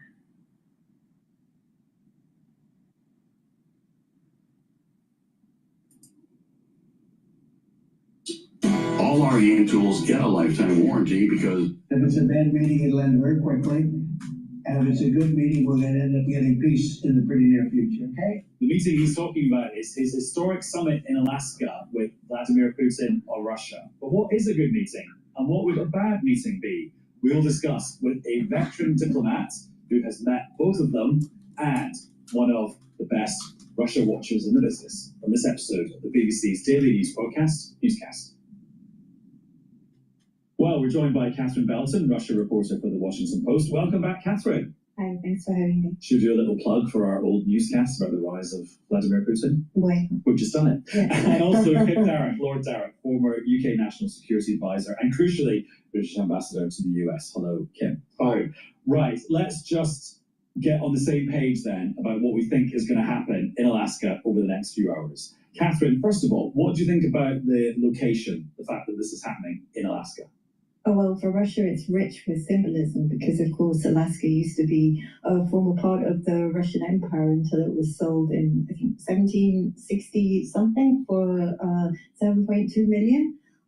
So, you know, I think Russians have been playing up the idea that this was our territory. So this means that the US and Russia are natural partners, and really we should be able to carve up the globe between ourselves.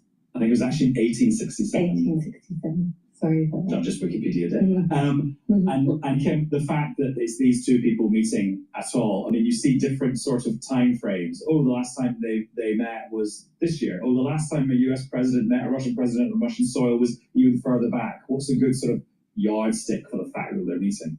The last time these two met was in 2018 in Helsinki. And the last time the US president met his Russian empire, so I think 2021, but I may be wrong on that. And look, these summits used to be, in the 80s, huge events which dominated the news for a long time and which were prepared over months and months. And they usually delivered big arms deals, SALT and START treaties and this kind of thing. Is it arms reduction? Arms reduction, Cutting nuclear weapons. which changed the face. Well, this one has been set up at about a week's notice. Everything I hear from both people who think they know what's going on in Moscow and friends who do follow what's going on in Washington say that both capitals are in meltdown because of the difficulty preparing this at such short notice. And while one of the two leaders is in many ways quite predictable, the other one is the master of unpredictability and chaos. But of course, it's the American who's the master, which is the opposite way around, you might assume. Yeah. And so because it's Donald Trump, it's just that bit much more difficult to predict. And Catherine, I mean, there's been so much confusion on the road here. For example, Steve Witkoff, Trump's envoy, apparently misunderstanding what the Russians said to him last time he met them. And so we had 3 days of confusion about, was there going to be discussion about swapping territory in Ukraine with the Russians? Yeah, it seems like what we heard was that he completely misunderstood what the Russians had said during his meeting in the Kremlin, that he thought a Russian offer to halt fighting in the key regions of Kherson and Zaporizhia in the south of Ukraine meant that Russia was going to withdraw. And it's astonishing to me that it took, one, that not only did he misunderstand, but then two, it took another 2 days for Russia to clarify and say, actually, no, what we meant was just we're ready to halt on the current front line, but there's no way that we're going to give up territory there. And we want, in return, the whole of Donbass, which is Russia's very strategic, Ukraine's very strategically important eastern region, which is key for industry and key for Ukraine's future defense. Ukraine has invested huge amounts of materials into building defenses there so that Russia can't strike back. So if Ukraine were to give up that entire area, not only would it be a huge infringement of its sovereignty, but also it would leave the door wide open for Russia to reinvade and take more in a few years' time. So yeah, it was a big mess, and it sounds like that Trump was that misunderstanding was the cause for Trump's excitement for his statements that, oh yes, we can do territorial swaps, we're going to get back for Ukraine some prime oceanfront territory, because Kherson and Zaporizhia is that prime oceanfront territory. But since that was all clarified, Trump has really had to reel back and start playing down expectations. So Kim, let's just talk about some of the things Donald Trump has said in the last few hours and the last few days. One of them was, there's a 25% chance of failure at this summit. How would you interpret that? Well, with all the caveats that come from interpreting anything that Donald Trump says. Just one tiny comment, if I may, on the oceanfront, prime oceanfront territory.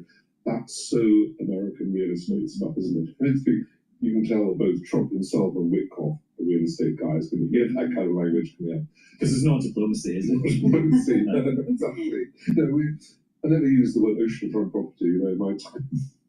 Anyway, look, it's gone backwards and forwards to a bewildering degree, which leaves all of us just watching it, justifiably puzzled about just what the expectations are. Most recently, after the Europeans ganged up and talked to Trump at that virtual summit, the message coming out of the White House was it's going to be a listening exercise, and calmed it all down. This morning there was a post from Trump saying high stakes as he was setting off, just kind of winding it all up again. So, and this comment about 25% chance of failure. For me, the likeliest outcome by far is you simply get an agreement to another meeting. They might call it a formal process, but another meeting is about as much as I can see coming out of this. Plus, maybe some provisional deal or at least outline some sort of economic agreement over maybe rare earths or whatever, because it's striking that Trump is taking along both his Treasury Secretary and his Trade Secretary, who wouldn't normally be participants in a summit if it was just about Ukraine war. So that's how it looks from here. But again, the master of unpredictable chaos, he may have something else to surprise us. Although if he does, and if there is some startling announcement about the outline of a deal coming up, boy, will that set the dovecots fluttering in European capitals and in Kyiv. Yeah, Catherine, it's interesting the last few days, all the focus seems to have moved on to talking about other things that aren't Ukraine, as Kim was just suggesting there. Yeah, and that's another Russian tactic, because what they really want is to sort of normalize relations with the US and kind of start talking about restoring relations. The Deputy Foreign Minister, Andrei Ryabkov, has been saying, well, we'd really like to get an agreement on restoring flights between Russia and the US.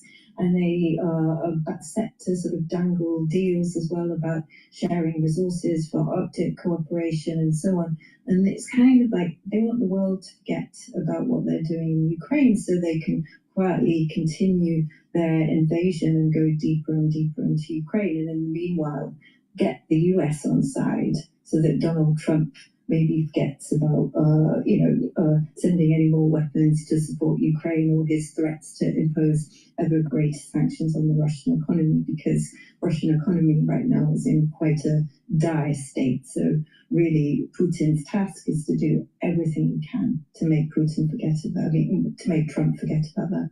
I mean, Kim, re-establishing flights between Moscow and Washington, D.C., that doesn't sound like the end of the world diplomatically to me, but do you agree with Catherine's theory that actually every kind of inch of rapprochement between the two is bad news for Ukraine? Yes, and it's also very good news for Putin. Remember, he was, until Trump's arrival in the White House, an international pariah. I mean, mostly, if he comes to the West, he should be arrested when he touches down. This is probably the most sanctioned country in recent history, and he has done absolutely nothing to deserve where he now is, about to go to the summit that the American president, that will be the most watched event on the planet, which is hugely prestigious for him. His demands still are all the territories captured and a bit more. Ukraine gives up any ambitions to join NATO, and maybe Ukraine also has to disarm. So there's nothing to move towards any sort of resolution of this, and he gets his summit with the American president. So it's a huge, huge concession, a big diplomatic success already for Putin. In terms of the choreography, do we know what format the meetings are in? Who's meeting who, when, for how long, and who they'll have with them? We know already that Putin and Trump are going to have a one-on-one, which has everyone kind of sort of shaking their heads already. They will have their own interpreters with them, so it's not like some previous Putin-Trump meetings when Trump has gone to meet Putin with only the Kremlin interpreter present, or gone with his own and then told his interpreter to basically rip up the notes and not brief anyone what was discussed. I mean, that's happened in the past. So they'll have a one-on-one, and that really plays to Putin's strengths. He really does believe that he has the ability to charm Trump, that he's done so in the past, and we could see some element clearly of that in the 2018 Helsinki summit, when after these long talks with Putin, Trump emerged sort of almost overwhelmed and very deferential to Putin, and he was talking about, how suddenly he was taking Putin's view and his denial of Russian interference in the 2016 election over the odds with his own intelligence agency. Yeah. So, I mean, we've had not a great track record of prior Putin-Trump one-on-one meetings, but after that, they will have a meeting with the delegations. So there will be a meeting with including the finance ministers and the defense ministers, and as well the national security chiefs and foreign secretaries. So that will be quite a full-on meeting. But sort of going back to what Kim was saying, I think it's definitely the case that, even in Russia and the Kremlin, they've been frantically preparing for this summit. No one was really, I think they've been preparing over several months, but the fact that this was going to happen now has kind of sent them into a flurry. And they've got kind of 4 different proposals on the table. They are trying to meticulously prepare, but compared to previous events, it is a little bit on the fly. Kim, talking about with Trump. Please go to my store, the-studio-reykjavik.com, and get the C60. You can get it in extra virgin olive oil, avocado oil, or MCT coconut oil. C60 has to be in a lipid, aka oil, for proper absorption. Take it on an empty stomach for best absorption. Take a teaspoon a day. You can get it in a 2 ounce, a 4 ounce, or an 8 ounce configuration. It is cheaper for the higher ounce configuration for you. And use discount 5. You get $5 off any order. You spend $100 or more, you get a free gift until supplies last. And C60 is a very potent antioxidant. You take it every day, a teaspoon a day. It's going to soak up those free radicals, help with your immune system, your endocrine system, your neurons, and also your cardiovascular system. By soaking up free radicals, you're also helping your mitochondria, so you're going to have more ATP. So please go to my store, the-studio-reykjavik.com, get the C60, slow down the aging process. It's a very potent antioxidant. And another great stack to help with bone density is taking the D3 and the K2 MK7 molecules. Now, by taking these supplements together and doing resistance training, you're going to increase bone density. Take calcium, either drinking milk or through a supplement, do the resistance training, take the D3 and the K2, works really well. Another great aspect to this stack is that D3 and K2 work together to help to pull some of that calcium depositing around plaque formation at the vascular level and reduce the chances of further calcium depositing. So you can help your cardiovascular health. So help with your bone density and your cardiovascular health by taking the D3 and the K2. Go to my store, the-studio-reykjavik.com, and use discount 5 to get $5 off any order. Charmed by Putin or not? I mean, in the last few weeks, he sounded a bit less enamored of him. For example, a couple of weeks ago, he was saying, oh, he strings me along, or he says nice things about a peace deal and then bombs a nursing home in Kyiv. That doesn't sound like Trump is quite so starry-eyed anymore. Yeah. Again, we come back to Trump's unpredictability. Catherine's absolutely right about the Helsinki summit. I mean, almost the dividing thing about that summit was not anything he said or Trump said some extraordinary things. It was Trump's submissive, deferential body language with Putin. A look that I've not seen between him and any other global leader. So there was something extraordinary about that, and about how Trump is with Putin. And in terms of where we are now, you're right, he's been much tougher in his language on Putin than almost any time I can remember while he's been there. Certainly much tougher at any point in his first term. But he was threatening all sorts of things, including potentially secondary tariffs, secondary sanctions on countries that buy Russian oil.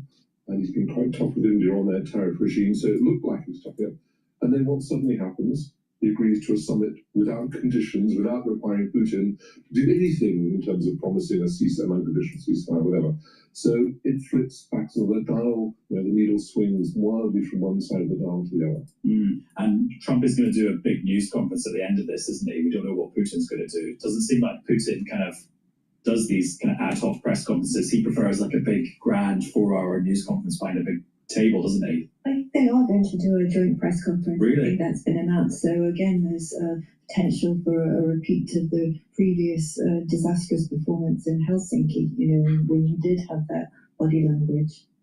In terms of the theatricality, I mean, a lot of our focus on that has been around Trump, because that's what he does. There's a bit of theatre on the Russian side as well. I'm thinking of Sergei Lavrov, the veteran foreign minister, turning up to this meeting, or turning up to Alaska this morning, wearing a Soviet Union t-shirt or sweatshirt. What's going on there? But yeah, that's quite a bit of posturing, isn't it? Yeah. I mean, that's a big signal to everyone that, we're on the stage, we want to be back and considered as an imperial power. And it's certainly a big sign to anyone who thinks they're going to give up any of the territory that they've acquired in Ukraine, because that's clearly a signal that Ukraine, it's ours. We are the Soviet Empire. So, you know, everyone thinks that maybe Lavrov is trolling with it, but it's certainly the image that they want to portray. I'm sure he's trolling. I'm sure that's very deliberate. I mean, Lavrov has, to put it its kindliest, he has a mischievous sense of humour. And it usually comes out of him belittling his foreign minister colleagues quite often in their joint press conferences. But that would be deliberate. Yeah. And it's interesting though, because Trump, one of the things he said yesterday was, oh, I'll know within 1 minute, 2 minutes, 5 minutes if this is going to be a success. I wonder if he sees that picture of Lavrov wearing a Soviet Union t-shirt and goes, all right, it's already a disaster. But it's that revealing, isn't it? Well, you would about their intentions and their attitude to this whole thing. You would hope not, and you... I really love it. Hi, my name is Andy, and these are besties. I live in Vancouver. Thing. You would hope not, and you would hope that, you know, even though Trump has essentially given already a massive concession by awarding this summit, you would hope that he doesn't forget that actually he does have enormous leverage over Russia right now because of the economy. And I think that's the reason why Putin wants to wave things at Trump to distract him. But it's key for Putin now to keep Trump on board and prevent him from imposing these tougher secondary sanctions on Russia's trading partners like India and China, because you can see the Russian economy is really starting to falter. And you had all these Russian officials at the St. Petersburg Economic Forum in June just basically giving warnings that we're in a pre-default situation. We could be facing a string of bankruptcies in the quite near future. And, you know, sanctions have caused inflation to spiral. Central bank has ratcheted up interest rates to try and rein that in. But as a result of these 20% odd interest rates, there's a wave of non-payments. Companies are struggling to pay debts. And then in August, just as Trump was threatening the increasing sanctions, which basically cut Russia off potentially from its key oil revenue, because it's mostly selling oil now to India and China. Because of that, at the same time you had VTB, the second biggest Russian state bank, announcing that already essentially its corporate lending business is collapsing and its revenues fell like 49% in the first half of the year.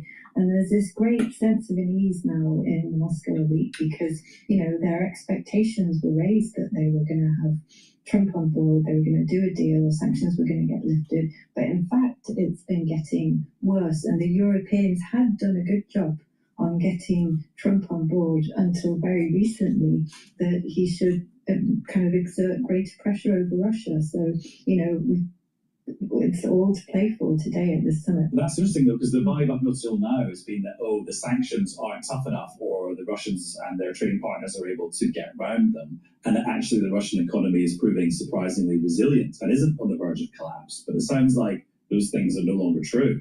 I think that inside Russia, people are increasingly worried because they are getting into increasingly choppy waters.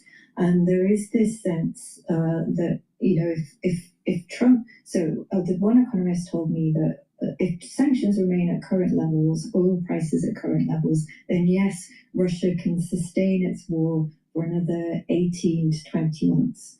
But the minute you get oil prices falling, or you have Trump threatening these much tougher sanctions, and already there have been tariffs imposed on India.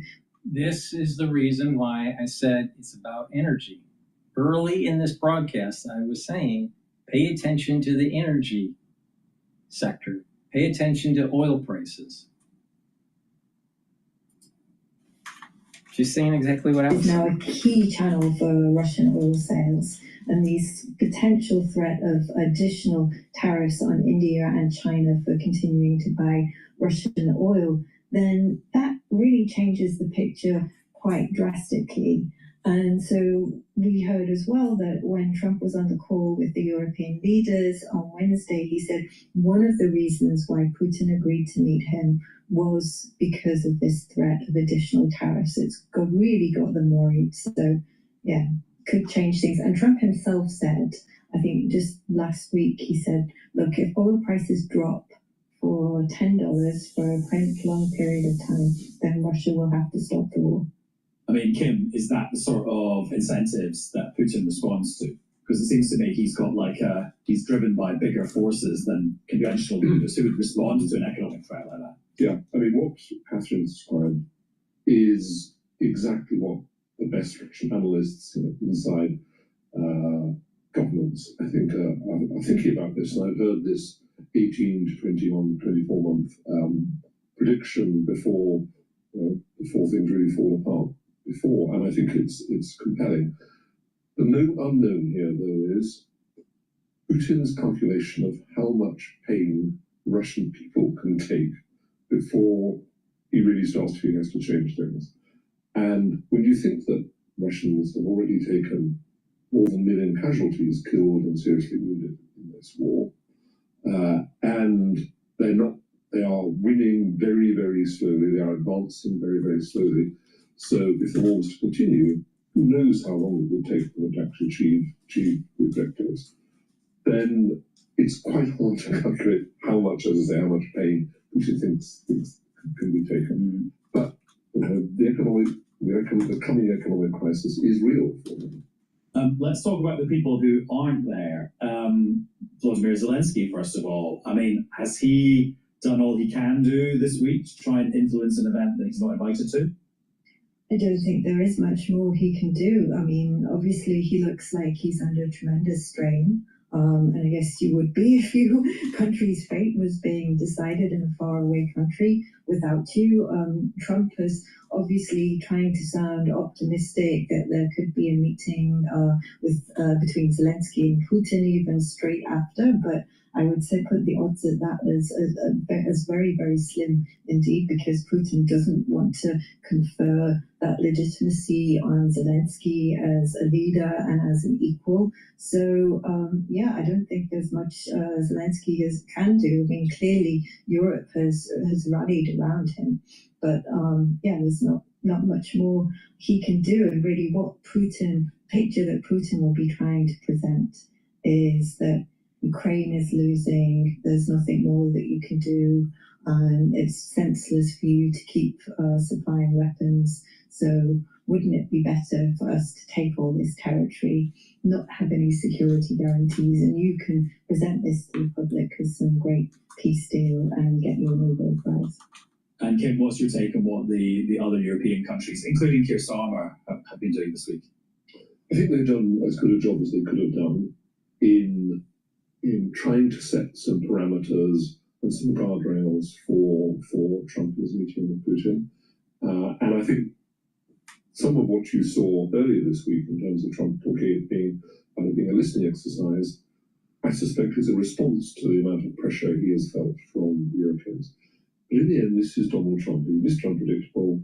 And if he sees in his own mind some prospect of a breakthrough in his conversation with Putin, then I'm not sure that what the Europeans have said is going to be a real block to him. I'd just make one other point on it. In part because Trump and Witkoff are both real estate guys, there's a lot of talk about land as if this were the key to it all. It's important to remember that the fundamental objective here for Putin, unless Catherine corrects me, isn't really about a chunk of Ukrainian territory. It's about a planned government in Kyiv that points eastward, that is not going to try and join NATO, not going to try and join the EU, that can be relied upon like Belarus as a sort of part of a new Russian empire. And so if that's his objective, remains his objective, it's really much more about Ukrainian sovereignty than about slivers of land being exchanged or whatever. And on that issue, first of all, it worries me that Trump doesn't seem to get this, and he thinks it's just about land.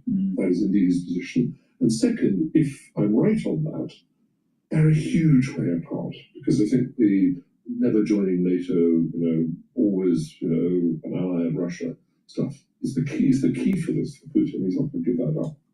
Yeah, I mean, for sure. I think Putin thinks perhaps, well, if he can somehow sway Trump into thinking that this is a great deal, that he can have this so-called ceasefire, but in the meantime let Russia run away with East Ukraine and the Donbass region, then without any proper security guarantees, which Putin is not going to agree to, that just leaves the way open for Russia to come back later and then take more territory. So I think Putin would be very happy if somehow he managed to bamboozle Trump into saying, oh, right, we've got a great deal.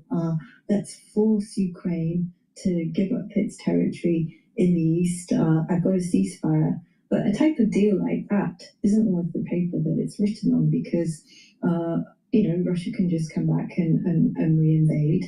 And Zelensky and Europe aren't going to agree to it. So again, Trump might think, okay, so I've got a good deal here.